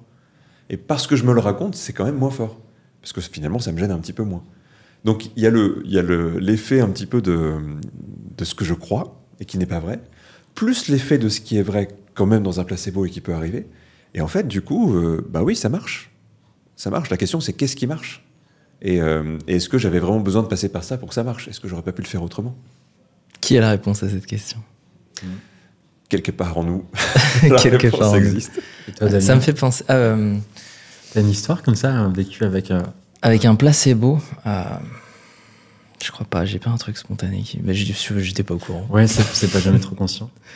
Probablement pas au courant. Ça m'est déjà arrivé d'avoir des phases un peu anxieuses, nocebo par exemple, peut-être. Tu vois. Ah, oui. Je me rappelle quand j'étais petit, j'avais une verrue. C'était vraiment une mauvaise nouvelle pour moi. J'avais associé ça aux sorcières et tout. C'était un truc repoussant. Enfin, vraiment, avoir ça sur soi, c'était quelque chose de... Tu vois, j'étais petit, je devais avoir 12 ans, un truc comme ça. Et donc, on m'avait expliqué que le processus pour retirer une verrue, il était particulier, quoi. Il fallait geler la verrue, en fait. Il fallait la... Donc, en fait, je m'étais imaginé qu'on allait... Je sais pas s'il y aurait un dispositif de congélation qui allait me toucher le pied, enfin, je sais pas quoi, dans mon petit cerveau de gamin de 12 ans, tu vois. Et je suis arrivé donc chez la personne qui s'est occupée du soin, et effectivement, il y avait une espèce de tube. Tu sais, les espèces de... je sais pas, comme une espèce de silo en métal, quoi, en inox, duquel est sorti... un dispositif avec de la fumée et tout ça, et c'était, enfin, tu vois, je pense que c'est même un faux souvenir parce que je sais même pas à quoi ça pourrait ressembler concrètement, ce truc-là, mais dans mon esprit d'enfant, c'était ça, c'était un médecin avec une blouse qui ouvre ce tube et de la fumée qui sort et le truc qu'on va me mettre sur le pied, et je pense que quand je suis sorti de ce petit soin qui finalement a duré, je sais pas, 10 minutes tout au plus, j'ai eu des nausées, je me suis senti perdre pied, j'ai eu une vraie crise d'angoisse à ce moment-là, et je pense que peut-être que mes parents s'en sont pas rendus compte et tout, mais j'ai eu vraiment 10 bonnes minutes où j'étais à fond dans une sensation qui était bien au-delà de ce que j'aurais dû pouvoir ressentir pour un soin si minime finalement. Donc je pense pas que c'était un effet placebo, mais là pour le coup c'était plutôt un effet nocebo, quoi. Il y a des légendes urbaines sur le nocebo et des morts qui sont liées. Ouais, notamment la mort dans le frigo. Ouais. Est-ce que c'est ça dont tu voulais parler ? Ce truc-là. Alors je crois que alors l'histoire c'est quoi ? C'est un monsieur qui se retrouve enfermé dans un grand réfrigérateur où on est censé congeler des carcasses de bœuf, etc. Et qui meurt de froid, qui ne peut pas sortir, il est enfermé, il meurt de froid. Et on le retrouve, entendu cette histoire, il y a retrouve plusieurs jours après, et en fait le frigo était éteint. Donc c'est ça l'histoire. Est-ce que c'est une légende urbaine ou pas ? Moi j'ai beaucoup entendu cette histoire, mais j'ai jamais trouvé de preuves scientifiques qui démontrent que ça c'est réel. Moi je suis sûr déjà qu'on peut sortir de ce genre de locaux et qu'il y a toujours une poignée, que c'est dans les films, donc je pense que c'est une histoire qui accroche beaucoup, et elle est facilement racontée, elle est impressionnante. On se la raconte très bien au coin du feu. Ouais, c'est ça. Tu sais que mon cousin un jour, il était enfermé dans une chambre froide, il avait failli mourir. Non, mais je veux bien croire que par contre il y a vraiment un phénomène impressionnant du fait d'imaginer qu'on est enfermé dans un... Déjà c'est un endroit qui est quand même assez impressionnant, inhabituel. Donc je peux comprendre qu'on ait déjà des symptômes qui apparaissent. De là à en mourir, je sais pas, je pense pas. Là, il y a, dans le centre de recherche de mon école d'hypnose, à l'Arche, on a en ce moment fait des études sur la manière dont on peut moduler certaines perceptions. et notamment sur les perceptions de chaud et de froid. Parce qu'une des questions qu'on se pose justement, c'est que quand on arrive à créer du chaud ou du froid par hypnose, est-ce que c'est un vrai chaud physique ou un vrai froid physique? Donc avec des caméras thermiques ou différents capteurs, on essaie de capter en fait ça. Et alors c'est trop tôt pour livrer les résultats de ça, mais en tout cas, on peut arriver par la suggestion à diminuer la température par exemple d'une main ou à l'augmenter. C'est des choses qu'on peut. C'est notamment un effet qu'on fait quand on fait de l'anesthésie. Le froid. Dans l'anesthésie, beaucoup de gens racontent qu'ils ont froid, même si c'est pas un phénomène, l'anesthésie hypnotique, je veux dire, même si c'est pas forcément quelque chose qui est suggéré, parfois c'est pas du tout suggéré, les gens ressentent quand même du froid. Et tu vois, la question c'était ça, c'est une des questions justement de ces recherches, c'est est-ce que les gens disent qu'ils sentent du froid, mais est-ce que c'est vraiment froid, ou est-ce que c'est juste qu'ils imaginent du froid? Il semblerait que. Et c'est quoi l'outil pour mesurer que c'est vraiment froid? Est-ce que c'est la réaction du corps? À caméra thermique notamment. Donc ça veut dire que tu mesures quoi? La température de la peau Ouais, ça c'est objectivé. Enfin là, il n'y a plus de discussion possible. C'est objectivé, ce genre de. Qu'est-ce que ça baisse la température de la peau à un endroit donné, notamment dans la main ou quelque chose comme ça? Trop tôt pour que je te donne les réponses. Je commence à les avoir, mais c'est trop. Mais c'est ce que vous cherchez en tout cas. Là-dessus, donc, ça c'est super. Approchez vos mains. J'ai hâte de savoir. La flamme qui est alors, ici. est-ce que tu as une théorie sur ça? Tu as une intuition, un truc? Alors oui, j'ai plusieurs théories là-dessus. En fait, souvent quand on fait des recherches, on a une hypothèse. Et puis évidemment, on pourrait tomber aussi, ça arrive sur des recherches où on se dit, là, finalement, il n'y a rien. Bon, là, il semble qu'il y a quand même des choses intéressantes et pas mal de choses intéressantes à en voir. Mais on pourrait se poser la question, pourquoi est-ce que ce que j'imagine a une action sur le corps? Déjà, à un niveau général, on sous-estime souvent notre capacité à impacter notre corps. C'est simplement qu'on ne s'est jamais entraîné à le faire. On s'entraîne rarement à se dire, je me crée du froid, du chaud, du froid, du chaud, des choses comme ça. Donc déjà, on a une capacité à le faire qui est souvent très fortement sous-estimée. Et puis en plus, en fait, il y a des paramètres que notre corps module assez facilement aussi. On peut se créer... Alors du chaud, je crois qu'on voit plus comment se créer du chaud. Si on pense à une situation gênante, par exemple, on va rougir un peu ou des choses comme ça. Et il semblerait en tout cas que la plupart des gens imaginent plus facilement se créer du chaud que du froid. Mais en fait, si on sait se créer l'un, on sait se créer l'autre. Ça dépend, peut-être que si tu vas en Norvège, ils imagineront le frotter facilement. Peut-être qu'ils sont plus éduqués à ça, ouais. C'est possible. Bon, pour revenir au placebo du mec qui est dans le camion de réfrigération, par contre, avoir une baisse de la température jusqu'à mourir, là j'ai du mal à y croire. Une baisse de la température de quelques degrés, c'est déjà énorme au niveau cutané. Mais plus que ça me paraît quand même... Mais peut-être qu'il peut faire une attaque de panique, mourir, une crise cardiaque. Ça, par contre, ça me semble plus plausible déjà. Ouais, je crois que prendre des mauvaises décisions suite à une annonce comme ça qui est fausse ou se monter le bourrichon et puis finalement faire des actes pas chouettes ou dangereux, enfin, j'y crois plus dans ce sens-là qu'autre chose. Mais pareil, je suis persuadé, alors c'est basé sur pas grand-chose, c'est assez intuitif, mais qu'il y a une sorte de fusible ou un câblage au fond de nous qui fait qu'on ne peut pas se faire de mal à ce point-là. Donc mourir d'autosuggestion, c'est pas possible. Je pense pas. Indirectement, je pense que si. Je pense à un truc. Vous connaissez tous les gens On dit souvent dans l'inconscient collectif, on dit mourir de peur. Ouais. Parce que la peur, quelque part, quand elle nous habite, si vraiment tu as ressenti des moments de forte anxiété ou de panique, je sais pas si ça vous est déjà arrivé, mais il y a vraiment quelque chose, accélération du rythme cardiaque, etc. Ça tiendra toujours le coup, le cœur. Tu peux vraiment te sentir partir à des moments. Avec un système très fragile. Mais par contre, imaginons, parce que tu commences à vraiment paniquer, il y a des gens qui vont passer à l'acte suicidaire ou des choses comme ça. Donc c'est pour ça qu'indirectement, je pense que oui, quelqu'un qui est dans un truc qui lui semble insupportable, il peut à un moment donné prendre une décision tragique, par exemple. Je pense à un truc aussi, alors si on parlait du nocebo, vous savez, c'est tous les gens qui ressentent, enfin qui disent ressentir les ondes 5G, l'électrosensibilité. Ça, c'est intéressant. Ça. Et ça, c'est super intéressant. Ouais, parce qu'ils ont des vrais troubles, des nausées, des maux de tête, des tremblements, des pertes de mémoire, des incapacités à se concentrer. Il y en a qui sont obligés d'arrêter de faire leur métier carrément. Ça peut être vraiment une source d'angoisse très importante. Il y a des endroits où c'est reconnu comme une maladie, et pourtant, alors là, c'est pareil, quand on teste en double aveugle, les gens qui se disent électrosensibles ne savent pas quand il y a des ondes autour d'eux ou pas. Oui, c'est-à-dire que le test, c'est quoi? Il y a une cage de Faraday, il y a une espèce de générateur d'ondes magnétiques. Ouais. On fait tester à une personne la cage de Faraday. Évidemment, elle ressent aucun magnétisme. On lui fait tester d'être exposée au générateur. Là, elle dit qu'elle ressent des ondes électromagnétiques. Et puis après, en double aveugle, en fait, on allume, on éteint, et elle n'est pas capable de dire quand apparaissent ces symptômes, et ça n'est pas congruent avec le fait que le générateur est allumé ou éteint. Donc en fait, c'est ce qui permet de autant conclure qu'on ne peut pas... Une personne, ses symptômes sont davantage psychologiques. En fait, c'est-à-dire qu'il y a pas le corps n'a pas la capacité à percevoir ces fréquences. Ce qui paraît logique, parce qu'on sait quels sont les capteurs du corps à peu près aujourd'hui, et on n'a pas de capteur d'électromagnétisme, on n'a pas de capteur qui permet de percevoir ça, on n'a pas de sens, en tout cas physique, qui permet de percevoir ça. Mais du coup, oui, les tests ont pu valider ça, c'est que même les personnes dites très électrosensibles, y compris des gens qui ont des arrêts de travail avec ça et tout ça, ne savent pas faire la différence entre un dispositif allumé ou éteint, par exemple, ou même quand on les met en face d'un scanner ou de choses comme ça, c'est des ondes quand même assez puissantes, ils ne savent pas faire la différence entre quand c'est éteint, quand c'est allumé. Alors elles pourraient te le justifier en disant, consciemment elles ne savent pas, mais inconsciemment elles pourraient dire qu'elles vont avoir des répercussions peut-être plus long terme, en disant, tiens, j'ai une migraine ce soir parce que j'ai été exposé au scanner, ou je sais pas quoi. Alors peut-être, mais je crois qu'il y a quand même pas mal d'études qui ont été faites qui sont assez rigoureuses. Ouais, mais en fait, ce qui est intéressant sur le sujet, c'est que en fait, il s'avère que l'électromagnétisme n'est pas physiologique, mais il est psychologique. C'est un vrai trouble psychologique. C'est-à-dire les gens n'ont pas de réponse. Des vraies migraines, etc. Ouais, bien sûr. On sait que la cause n'est pas forcément l'électromagnétisme parce que du coup, on est exposé en permanence. Mais du coup, c'est bien que ce soit reconnu comme un vrai trouble, puisque c'est le cas. Oui, sauf que c'est reconnu comme un trouble avec une cause. Alors qu'en fait, c'est peut-être pas cette même cause qui... Et du coup, pareil, tant que tu attribues à une cause quelque chose, tu vas pas pouvoir le solutionner. Alors que si... tu vois, on revient sur le même problème au fond, je pense. C'est que, imaginons tu dises à quelqu'un, a priori, c'est pas l'onde qui crée ça, mais vous avez quand même quelque chose. Et ce que vous avez, peut-être que c'est autre chose qui le crée. La bonne nouvelle, si on leur dit ça comme ça, la bonne nouvelle, c'est que c'est vous, ça vient de l'intérieur, donc il y a une possibilité pour en sortir. Je pense que tu vas créer un truc... il y a un rejet. Un rejet très fort, oui. Et en disant ça, je me dis qu'il va y avoir des commentaires, sans doute, pour des gens qui disent « Mais moi, je suis électrosensible. » Mais moi, je suis électrosensible. Mais on vous croit.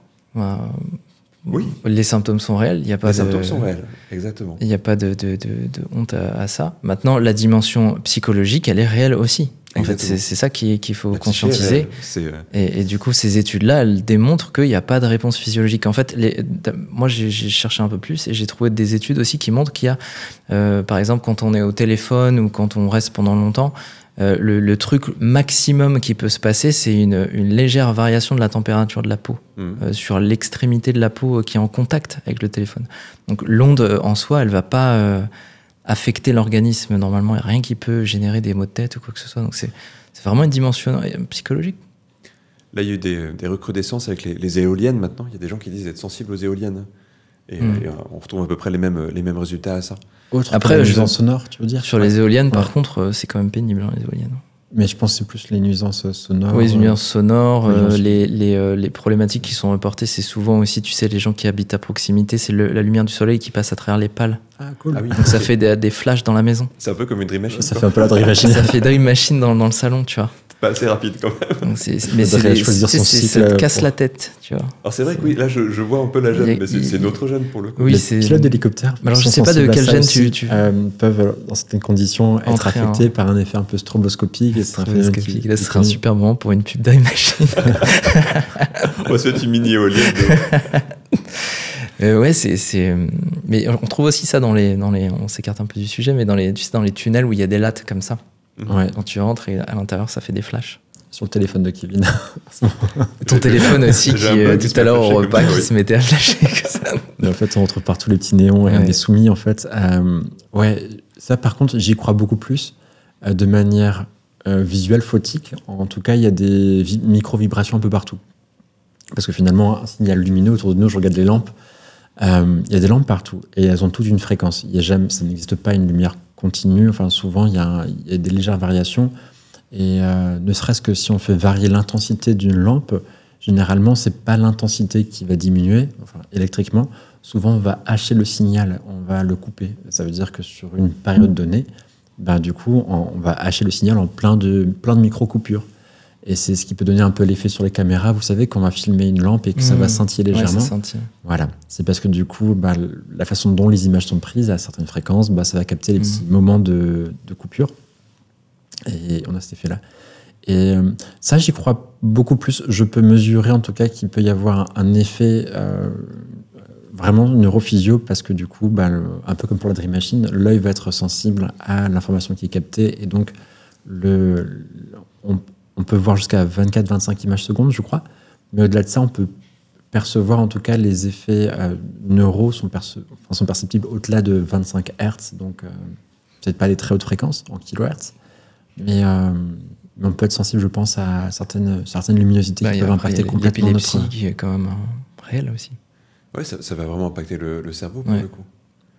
Ce qui est, là aussi, on pourrait se poser la question, tu vois, imaginons qu'un effet soit réel, mais que se rajoute un effet placebo dessus. C'est ce qui se passe dans certains cas. C'est je vis quelque chose et je me raconte une histoire sur ce que j'ai vécu. Et là, je vais l'amplifier. Donc, il est possible, par exemple, dans le cas des éoliennes, si on prend ça, que ces changements de luminosité, ils créent vraiment quelque chose, mais je me raconte une histoire dessus. Et du coup, ce que ça crée derrière est beaucoup plus fort que ce que ça devait créer au début. Enfin, une sorte d'amplification. Oui, il y a comme une intrusion de toute façon. C'est pas très agréable. Je vous raconte, un jour, j'ai testé des médicaments dans un laboratoire. C'était le laboratoire Roche, pour les citer. Et c'était En tant que patient pour une étude ? Ouais, c'est ça. Besoin de soins à un moment donné. Solution la plus simple qui se présentait à moi, c'était pour des études. Il fallait que je finance une prépa. Bref.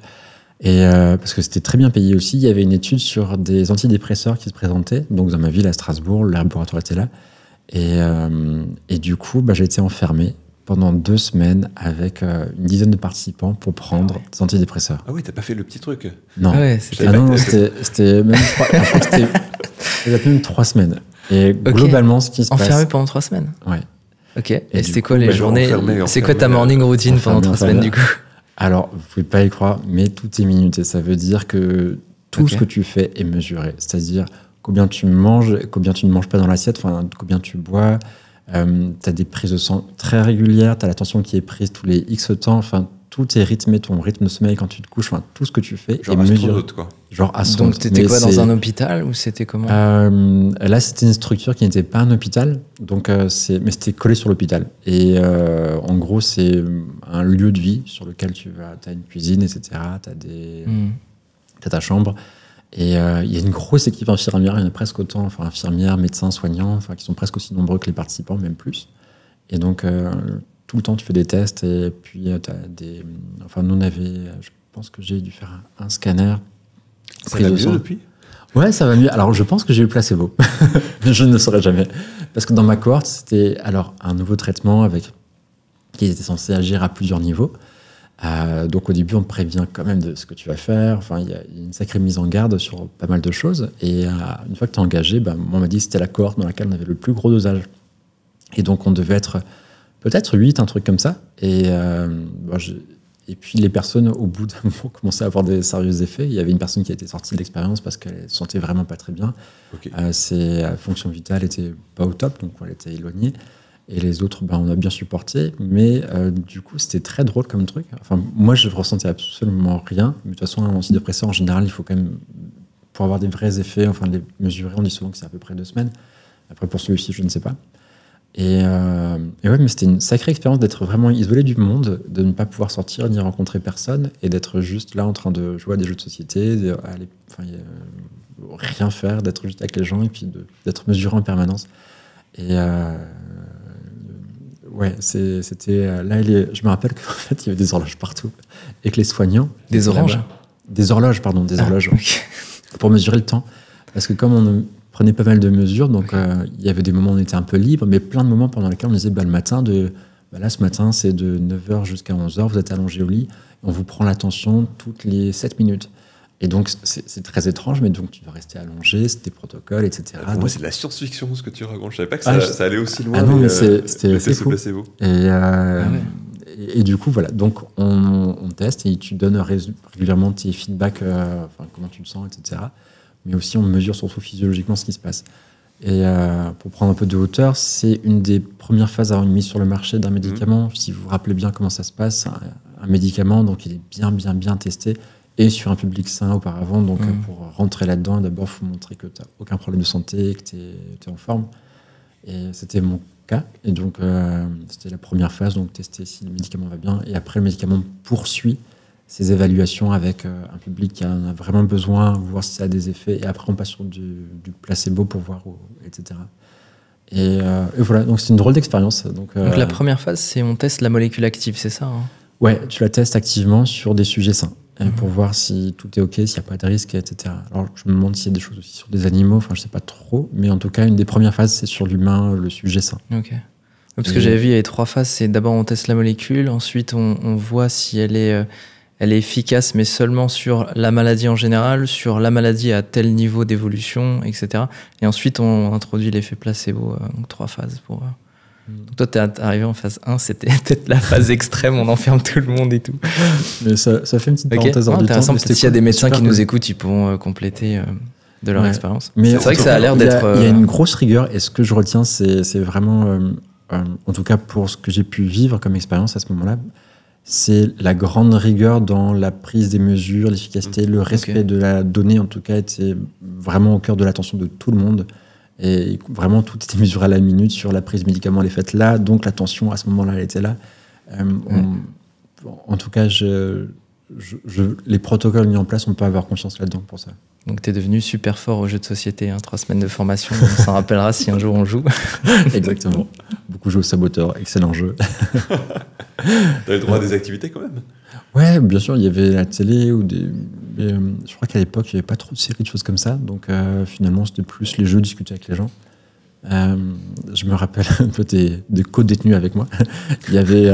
c'est vraiment ça, ouais, non, c'est clairement. Il y avait une personne qui était stripteaseur, du coup, avec qui je partageais ma chambre. Il y avait un autre qui était gardien de prison, je ne sais plus quel nom, enfin, surveillant. Ça fait un réel incroyable. J'ai partagé ma chambre avec un stripteaseur pendant que je faisais une étude scientifique sur les entendus. On l'a mis en annonce, à mon avis. Exactement. Ouais. Et chacun avait son petit truc en disant, ça faisait quelques milliers d'euros, tu vois, pour être... je crois que ça devait être un truc du type 4 000 ou 5 000 euros. Il y a un plafond, en tout cas, que tu ne peux pas dépasser pour ce genre d'études. Et chacun avec son objectif en disant, tiens, c'est pour les études de mes enfants, ça c'est pour mon voyage. Chacun avait un vrai truc, un vrai projet. Voilà pour la petite histoire. Belle expérience. Rigolo, en tout cas. Je suis en train de me rendre compte qu'on a parlé du placebo, on n'a pas parlé de Mesmer. Et oui, c'est vrai. C'est vrai, il y a plein de choses à raconter là-dessus. Ouais. Parce que alors c'est vrai que en gros, la première expérience en double aveugle qui a existé, c'était avec Mesmer. Et Louis XVI. Avec Louis XVI, ouais, à cette époque-là. On ne parle pas du Canadien qui passe sur Non, on TF1, parle de Franz Mesmer, du vrai Mesmer. Le médecin autrichien. Donc du coup, c'est quoi? Il est né en 1734, un truc comme ça? Oh, j'ai plus sa date de naissance, mais les expériences... 1700 jusqu'à 1815, c'est en gros, c'est 16e siècle, quoi. Ouais, c'est, on va dire, 15-20 ans avant la Révolution française, quand il arrive en France. Et donc Mesmer, en effet, était en Autriche, il arrive en France, il commence à faire donc, le mesmérisme, qui est un peu le précurseur de l'hypnose. Lui pensait que c'était du magnétisme. En fait, sa théorie à l'époque, c'était que c'était du magnétisme. Magnétisme animal. Exactement. En fait, il pensait qu'il y avait on faisait des recherches sur le magnétisme minéral, en fait, à l'époque, les aimants.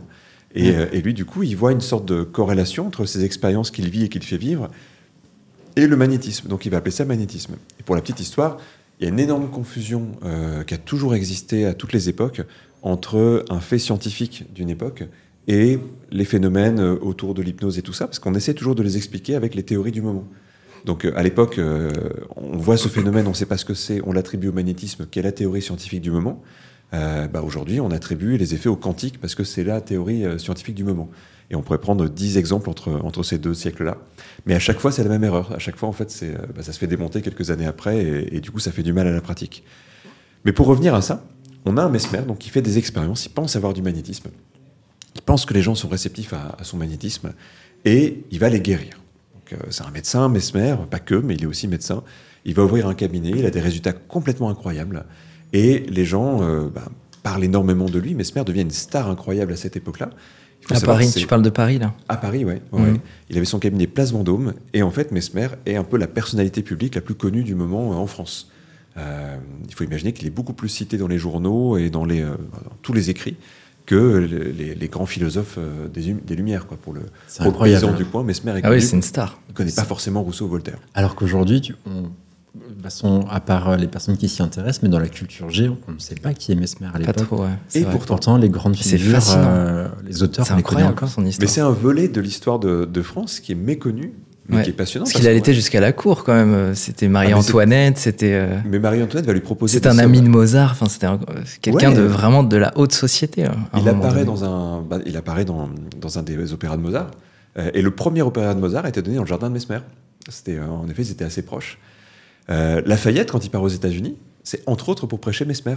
C'est-à-dire qu'en fait, c'était un fan du travail de Mesmer, et c'est pour porter la bonne parole. Il y a un côté assez prédicateur. gourou, de Mesmer.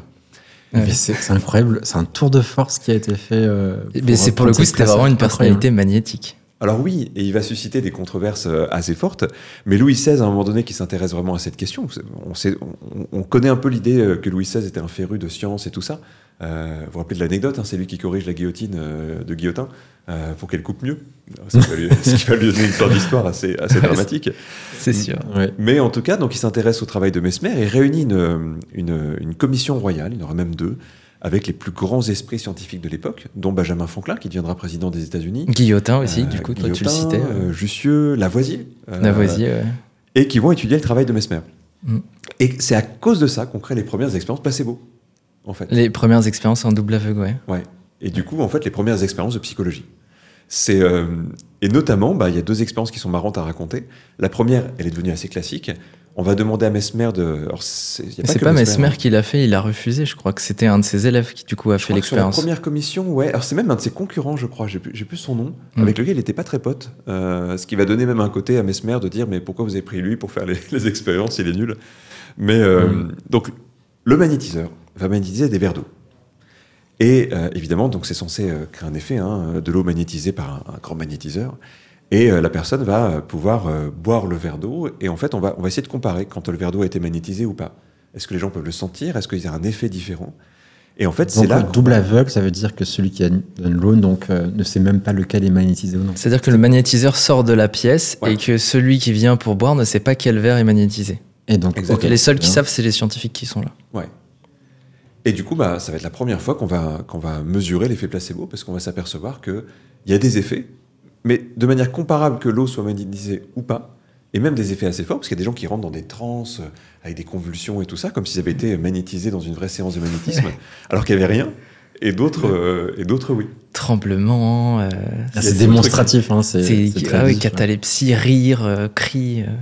Il y a un autre effet qu'on connaît moins de Mesmer, c'est que Mesmer va faire des conférences dans pas mal d'endroits. Et en fait, à Paris, il était connu, par exemple. Et donc, on parlait tellement des effets de Mesmer que les gens qui arrivaient dans les expériences, dans son cabinet, et il prenait les gens par plusieurs dizaines, par 30, vivaient quasiment en arrivant déjà des effets, finalement. Ils avaient un effet d'attente dont tu parlais tout à l'heure. Oui. Mais quand Mesmer arrivait dans une ville où il n'était pas connu, ça ne marchait pas. C'est à partir du moment où il y avait un premier cas que ça se propageait. Donc il fallait toujours il fallait construire l'imaginaire.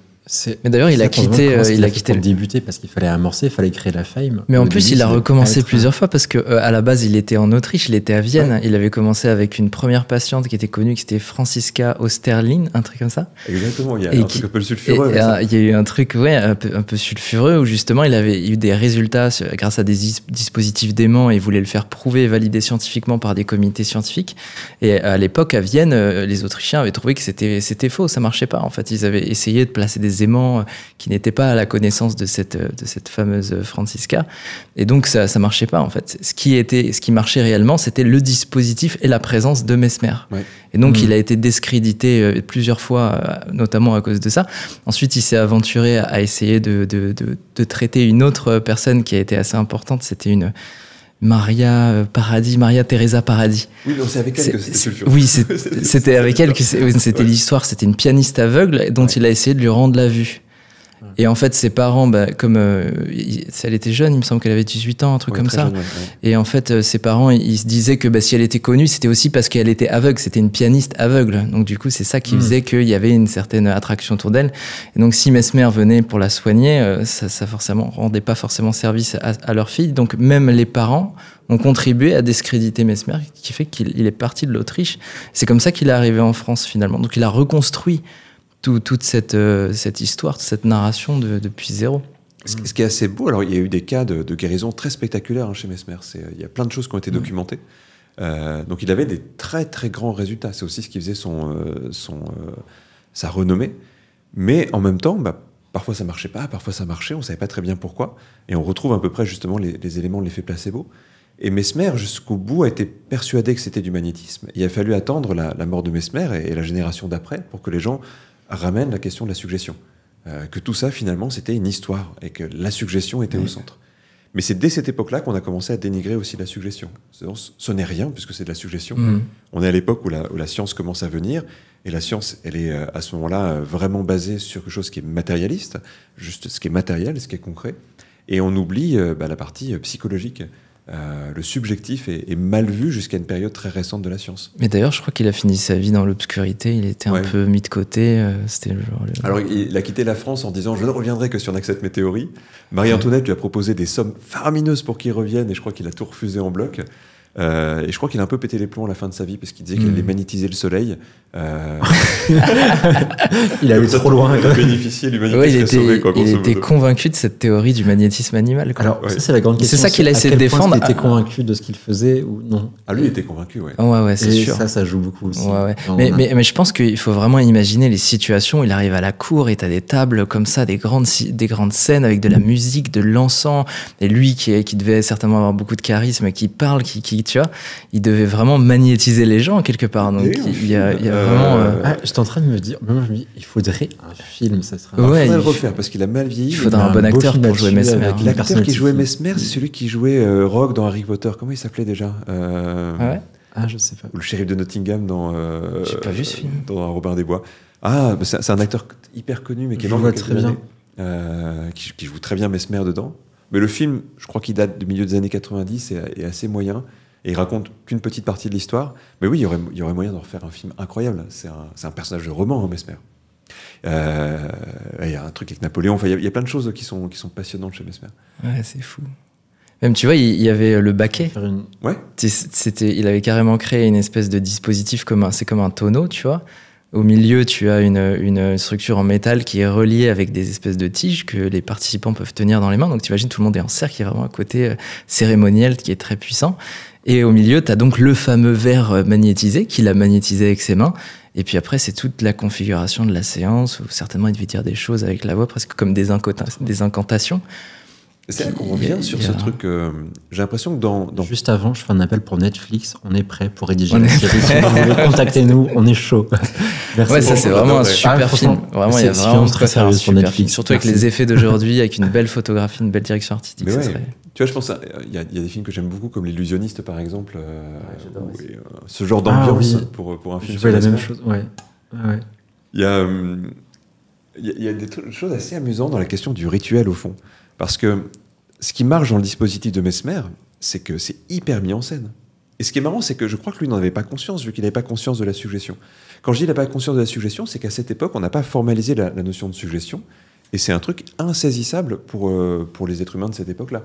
On ne considère pas cet élément comme un élément signifiant. Il n'y a pas encore de psychologie, encore moins de psychothérapie. On ne sait pas. Et on est au tout début même de la connaissance de la molécule. Donc on est beaucoup dans la superstition, on est beaucoup dans le dogme, on est beaucoup, quand quelqu'un va pas bien, il faut extraire le mal. Ce qu'on ne sait pas, c'est que Mesmer, il avait été voir les exorcistes au début pour sa pratique. C'est un disciple de Gessner, qui était le grand exorciste de cette époque-là. Donc on était encore dans cette époque où quand on va pas bien, on enlève le mal. En fait, c'est pas psychologique, ça vient pas de la personne. C'est un esprit, c'est un démon, c'est un ancêtre. Et Mesmer rajoute bizarrement une couche scientifique en disant ça vient de la personne. Alors lui, il pense que c'est du magnétisme, mais sa théorie n'est pas déconnante pour l'époque, parce qu'il pense que même la médecine pense que c'est un équilibre des fluides, la santé. Et lui, il pense qu'avec les aimants et ses passes magnétiques, il peut rétablir l'équilibre des fluides. Oui, il y avait les humeurs qui devaient être régulées avec, en extrayant, en ajoutant, du coup... Et saigner. La saignée. Utiliser des sangsues aussi, je crois. Des sangsues, c'est toujours un peu utilisé, mais oui. Ça fait peur quand même. Pour moi, l'équivalent de ça, et on est dans une autre forme de placebo, c'est les guérisseurs philippins. Est-ce que vous voyez ce que font les guérisseurs philippins? Ah oui. Il n'y a pas un truc genre ils essaient d'aspirer avec leur bouche des parties où il y a le mal dans le corps, c'est ça, non? Alors peut-être qu'il y a ça. Ou alors ils prennent des sangsues justement et ils font semblant de retirer des trucs du corps. En fait, leur mythe, enfin leur dogme, c'est que ils vont réussir à main nue à retirer du corps certaines choses. Donc en fait, ils vont malaxer comme ça le ventre et tout d'un coup, clac, ils donnent vraiment la sensation aux patients que les mains sont rentrées dans les viscères, ils vont ressortir des trucs un peu noirs avec du sang et tout ça. Donc c'est hyper impressionnant à vivre. Bon, c'est du sang de poulet avec des organes de poulet. Ouais, c'est de la mise en scène. C'est de la mise en scène, oui.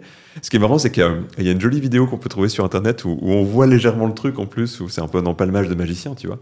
le truc est dans la main, puis hop, ça... Mais vraiment, moi, j'ai assisté à une cérémonie comme ça. C'était un guérisseur philippin qui venait à Paris à une époque, je ne sais pas si ça se fait encore. Donc j'avais été voir la cérémonie par curiosité. Mais franchement, c'est super bien mis en scène, quoi. Et donc les gens venaient, alors pour des vraies pathologies, pour le coup, moi, ce qui me mettait un peu mal à l'aise. Et je suis pas passé, moi, j'ai regardé plusieurs personnes le vivre. Et donc ça retirait des trucs, des humeurs, et les gens se sentaient soulagés après. Et c'est vrai que c'était quand même assez impressionnant. Je me dis que là, il y a une force du rituel. On disait tout à l'heure qu'un placebo était plus fort avec une injection, voire une... Bah là, on est carrément dans la chirurgie à main nue. Et c'est vrai que le soulagement des gens à la fin était quand même assez fort, mais on peut le comprendre quand on a vécu ça. Ouais. Oui, il y a une réalité du bienfait. C'est là que c'est ambigu, toujours parce qu'en même temps, on peut se dire il y a tellement de pratiques qui font du bien, et quand on peut se dire c'est des gens qui sont mieux, c'est juste génial, et tant mieux. Et en même temps, j'ai l'impression qu'on a notre cerveau qui est câblé en permanence pour chercher la vérité, pour se dire, comme le truc de la magie, on a besoin de savoir quel est le truc. Et au moment où on cherche toujours cette vérité en se disant est-ce que c'est vrai ou est-ce que ce n'est pas vrai, quelque part le soufflet retombe et tout s'épuise, et puis finalement les bienfaits peuvent disparaître avec ça. Et on n'est peut-être pas assez éduqué, ou peut-être qu'on n'est pas câblé pour, je pense, à juste ne pas savoir et accepter de ne pas savoir et juste se contenter de qu'est-ce que j'ai vécu, tu vois, le bénéfice, juste croire. Et les enfants, ils sont hyper câblés pour ça. Je pense que c'est plus l'éducation qui vient peut-être un peu casser. Là, par exemple, j'ai l'impression que j'avais une conversation avec ma compagne et on disait que chaque langue véhicule un certain timbre. Tu vois, t'as tendance à penser que chaque langue véhicule une certaine énergie, par exemple, un certain timbre, tu vois. Ouais. Par exemple, les Italiens, tu penses à la séduction. Les Espagnols, tu penses à l'émotion. Et peut-être que les Français, tu penses à la rationalité, tu vois, la raison, quelque chose comme ça. Et donc, je me demande... L'esprit critique, la zététique. Et je me demande si finalement il n'y a pas un lien aussi culturel avec tout ça. Peut-être que, tu vois, tu parlais dans un autre podcast, tu disais que l'un de tes buts c'était de réenchanter le monde. Et en fait, c'est vrai, peut-être qu'il y a ce désenchantement, il y a cette déconnexion à la magie et au fait que l'être humain n'est pas si rationnel que ça finalement. C'est pour ça qu'il y aura un équilibre à trouver, je trouve. Parce qu'en fait, c'est drôle, on est en effet le pays du rationalisme, le pays laïque, le pays où il y a moins de dogmes et moins de croyances. Je ne sais pas si c'est encore vrai, mais en tout cas, on a cette histoire-là. Et en même temps, c'est là que l'hypnose naît, c'est là que la psychologie, il y a une partie de la psychologie mondiale qui quand même vient de notre pays aussi, avec des grands chercheurs, avec des grands penseurs. Donc il y a une contradiction, en fait, en apparence dans tout ça. Et c'est vrai qu'il y a aussi... je pense à une sorte de contradiction entre le besoin de croire et le fait que ça soit qu'on a une manière de penser que les choses sont sérieuses. Parce que quand on pense à quelqu'un qui va retirer un truc à main nue comme ça du corps, et on se dit bon, s'il a mis un truc dans sa main, lui il sait que c'est de la magie, quoi. Le chaman ou le guérisseur, etc. Il sait que ce qu'il fait. Là où Mesmer y croyait vraiment, et le chaman, lui, il sait qu'il y a une entourloupe dedans. Exactement. Bah oui, là, il peut pas faire autrement que savoir qu'il fait une entourloupe. Mais je pense que par contre, il considère quand même qu'il fait quelque chose de l'ordre du magique. Parce que nous, on a cette différenciation qu'on fait entre truqué et pas truqué. Mais je pense que c'est très occidental, ça. Dans pas mal de pays, il y a des tours de magie qui font partie des rituels thérapeutiques, des rituels de chamanisme et tout ça. Et ça pose aucun problème, en fait. Ça pose pas de problème moral parce qu'en fait, le problème n'est pas là. Ouais. Alors, je dis pas que c'est mieux, mais ça pose question en tout cas sur notre façon de penser. Est-ce que ça vous parle ? C'est une toute petite digression, mais je vois un gros point commun avec ça, donc je me permets de le faire. Est-ce que la série The Leftovers vous parle ou non ? Je vois ce que c'est, mais je l'ai pas vu. Toi aussi, Damien ? J'ai pas regardé. Pour moi, c'est une des plus belles séries que j'ai pu voir. Enfin, j'ai beaucoup apprécié. Et en quelques mots, si tu vois, pour Damien, ou pour les auditeurs, il y a un moment donné, la vie... La série débute avec un moment clé où 2% de la population mondiale disparaît. Mais comme ça, en un claquement de doigts, il y a des personnes qui disparaissent. Et tout part de là. Et du coup, on n'a aucune explication. Et la série, ça suit quelques personnages et puis la société de manière un peu générale qui évolue depuis cet événement. En fait, on n'a jamais d'explication sur qu'est-ce qui s'est passé, mais on suit juste les personnages qui ont perdu... 2%, on pourrait se dire, c'est vraiment une petite fraction de la population, c'est peu. Finalement, on pourrait tous continuer à vivre tranquillement. Je pense vraiment que s'il y avait 2% de la population qui disparaissait comme ça, on pourrait tous continuer normalement à vivre.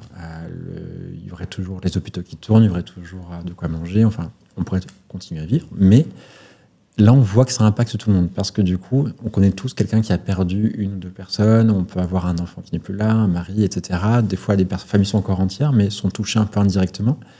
Mais on se rend compte que ça bouleverse tout le monde, et toute la série est un peu faite là-dessus, sur comment est-ce qu'on vit avec ce point d'interrogation sur que sont-ils devenus. Parce qu'on n'a vraiment aucun élément, aucun indice sur ce qui a pu se passer, donc il peut y avoir des croyances il y a un au-delà, il y a des personnes qui vont plus se tourner vers la spiritualité, d'autres qui sont beaucoup plus pragmatiques, d'autres qui sont dans une dépression. Et on va juste suivre comment est-ce que tout le monde évolue avec ça.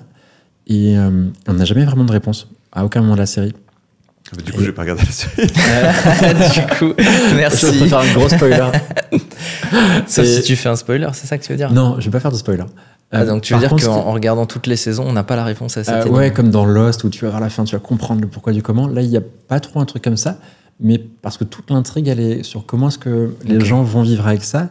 Et finalement, si on regarde un petit peu, tout est lié sur croire ou ne pas croire, ou comment est-ce qu'on peut vivre sans savoir, et donc à quoi est-ce qu'on va croire.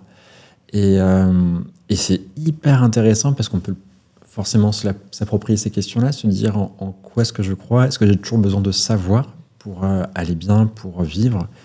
Et je crois qu'une des réponses qu'on peut deviner, c'est parfois c'est bien de se détacher un petit peu de ce qui est vrai, parce que chacun peut avoir un point de vue sur qu'est-ce que la réalité. Et on a toujours les filtres qui sont propres à notre subjectivité sur je pense que cette relation cause-effet, enfin, il n'y a jamais rien de purement objectif. Globalement, c'est toujours un peu teinté de comment est-ce que je perçois les choses. Et je crois qu'accepter un peu plus comment est-ce qu'on fonctionne, qu'est-ce qu'on croit être vrai, parce que c'est souvent, ça peut avoir plus de poids que ce qui est la vraie vérité à un moment donné. Bref, super série que je vous conseille, et qui a un vrai lien, je pense, avec croire ou ne pas croire. En tout cas, je pense qu'il y a un besoin de croire la plupart du temps. Sur les questions du enchantement, je pense qu'on a besoin de croire en quelque chose qui nous dépasse, de merveilleux, d'étonnant. Et je pense que ça peut être beau, en fait, cette croyance-là. Ce qui est dommage, c'est que si on la prend au premier degré, peut-être qu'on se laisse emprisonner par la première chose qui passe. Mais si par contre on le regarde de manière un peu globale, on peut se dire qu'il y a plein d'endroits où on peut remettre du merveilleux, de la magie, de l'étonnement. Je disais ça un petit peu tout à l'heure quand je parlais du fait que, en disant qu'une chose est placebo, c'est pas du tout la dénigrer. Pour moi, c'est même la rendre encore plus magique, parce qu'en fait, ça nous rappelle qu'on a un truc un peu étonnant en nous, qui est capable de faire à partir de peu de choses, beaucoup de choses. Oui. Et en fait, c'est une des choses les plus extraordinaires de l'être humain, je trouve, cette capacité-là. Moi, je la trouve magnifique. Et je trouve ça dommage qu'on n'arrive pas à la prendre au sérieux, cette capacité-là. Dans notre société, en tout cas. Qu'on se dise... ah oui, mais si c'est pas prouvé, c'est n'importe quoi. En fait, non, c'est pas n'importe quoi, parce que ça a une vraie action, ça a une vraie conséquence.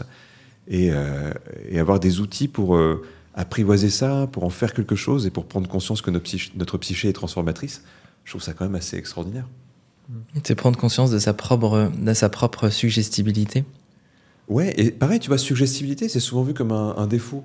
Ouais, comme une faiblesse d'esprit. Ouais, oui. Genre t'es nul, quoi, t'es suggestible.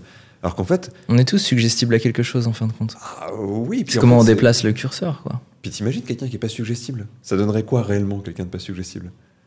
Très centré sur lui, coupé du monde. Je pense que ça peut pas exister, en fait. Alors, parce que quelque part, le cerveau est forcément obligé de venir combler les trous à certains moments. Parce que tu parlais tout à l'heure de système prédictif, on est tout le temps obligé d'anticiper, il y a comme une économie d'énergie quelque part.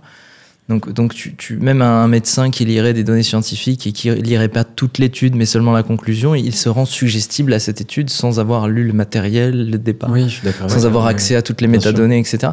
Donc ça, c'est un niveau de suggestibilité qui existe réellement. En fait, tu es obligé de faire confiance, donc tu es obligé d'être suggestible. C'est-à-dire que si tu dois tout revalider, tout reprouver tout le temps, c'est infini.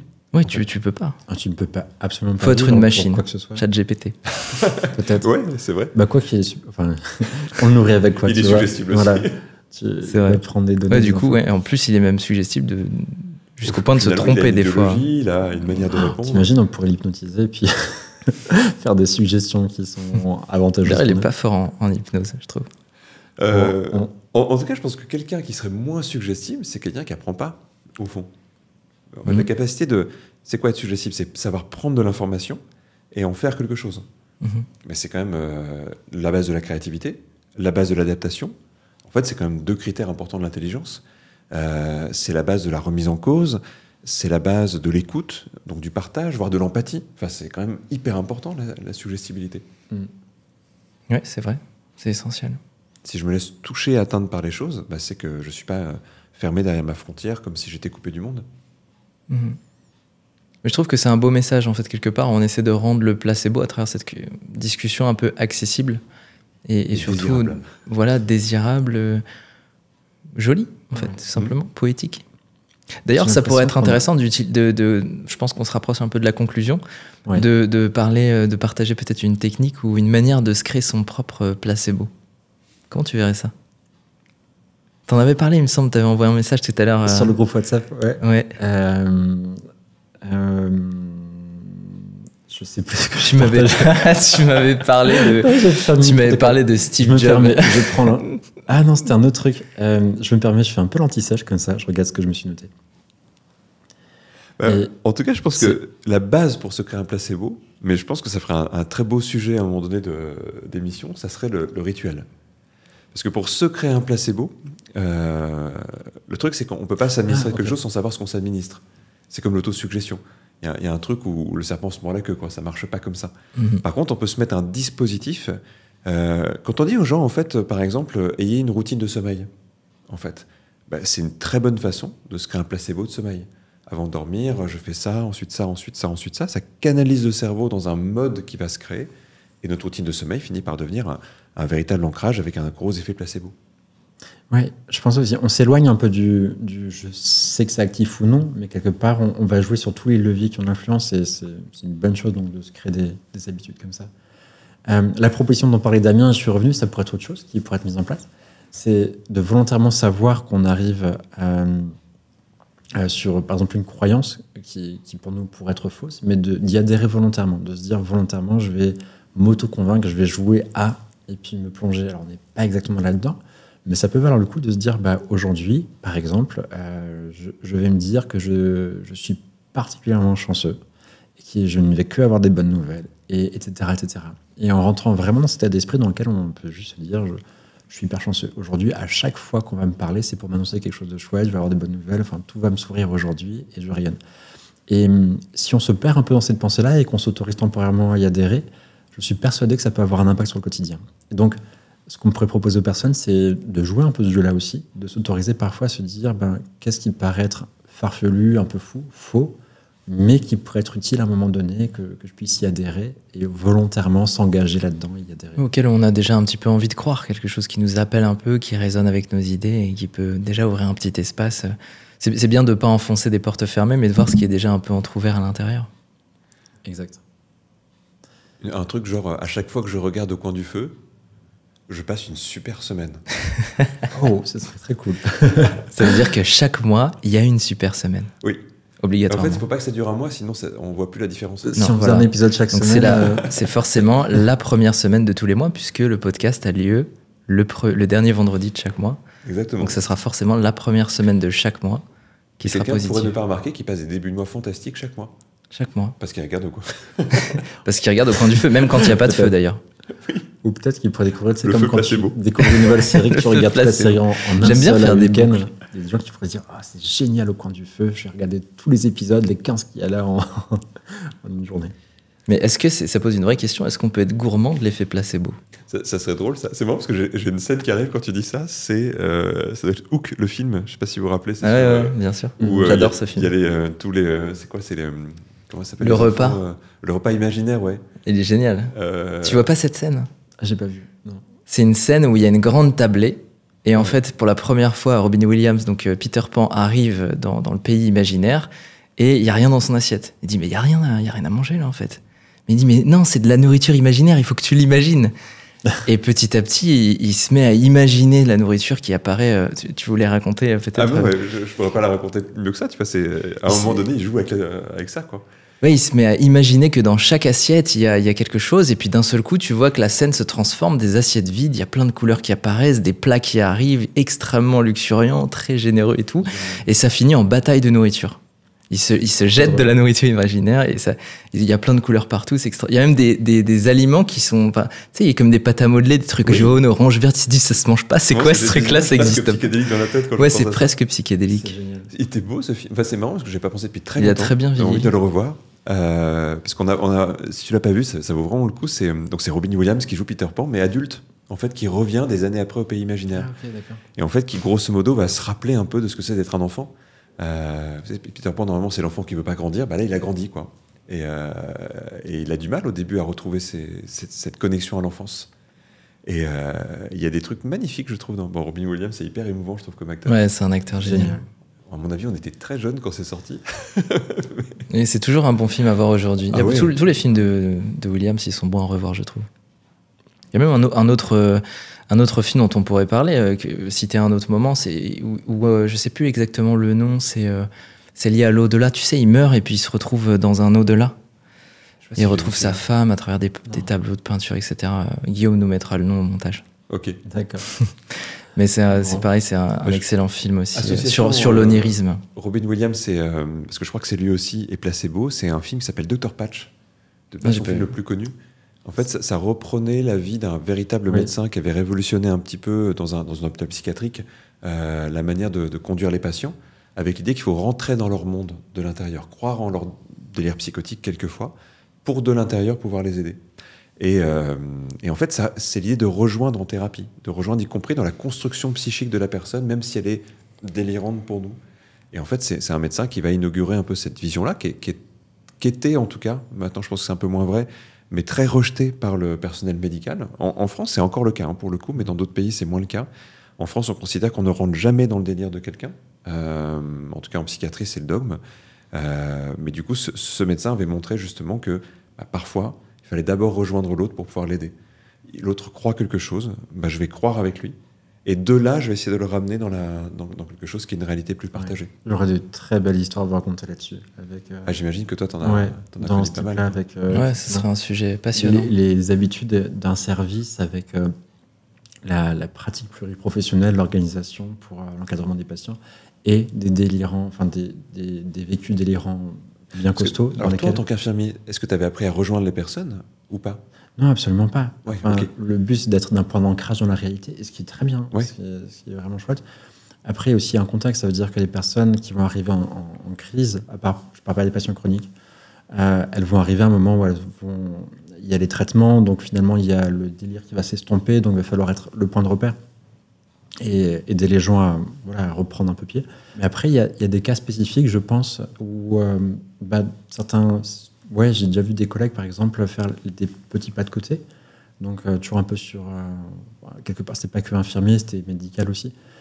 Patient chronique qui reste dans sa bulle, malgré le traitement, en fait, multiples traitements depuis des années, un vécu délirant vraiment costaud. Parfois, ça vaut le coup de pas juste être dans une sorte d'opposition, mais c'est de rejoindre l'autre, sans que ce soit dangereux. Il faut être assez vigilant, mais oui, clairement sortir un petit peu des terrains battus. Enfin, plein d'histoires assez intéressantes par rapport à ça. Enfin, ça serait très long là si j'entre dans le détail, mais oui. On va faire un épisode aussi là-dessus sur différentes perceptions de la réalité. Oui. J'ai l'impression qu'on arrive au bout de l'épisode. Je sais pas pour vous, là, on doit être pas loin des 2 heures.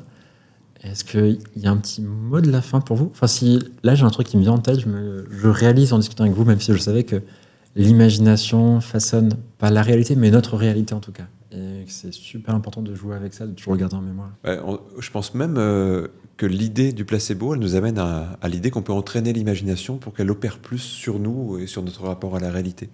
Et qu'en fait, l'imagination est un muscle qui crée du placebo si on arrive à l'utiliser de la bonne façon. Et que si on n'y arrive pas, une bonne manière de s'entraîner, c'est de se rapprocher des enfants. Oui. Ou en tout cas, d'une partie inconsciente de nous-mêmes qui est assez enfantine. Et à mon avis, on a tous au fond de nous une part qui se rappelle de ce que c'est, d'y croire. Ouais. Tout à l'heure, une petite anecdote. J'étais dans le TGV, et puis je vais pour aller aux toilettes, et quand je repasse, il y a une petite fille qui se met en face de moi, elle me dit « Stop, ticket !» Et donc je fais « Ah, comme ça !» Je tourne de ma poche, je lui donne le ticket, elle me dit « T'es trop fort. » Elle me dit « Par contre, s'il y en a un autre qui vient, tu lui dis qu'il faut te donner le ticket. Hein. » Je dis « Ouais, je lui dirai. » Trop chouette. Et je trouve que c'est aussi des très bons enseignants, les enfants, pour ça. Absolument. C'est un joli mot de la fin. Merci à tous pour votre écoute, du coup. On se fait une petite conclusion tous ensemble, ça vous dit ? On souffle la bougie. Allez, c'est parti.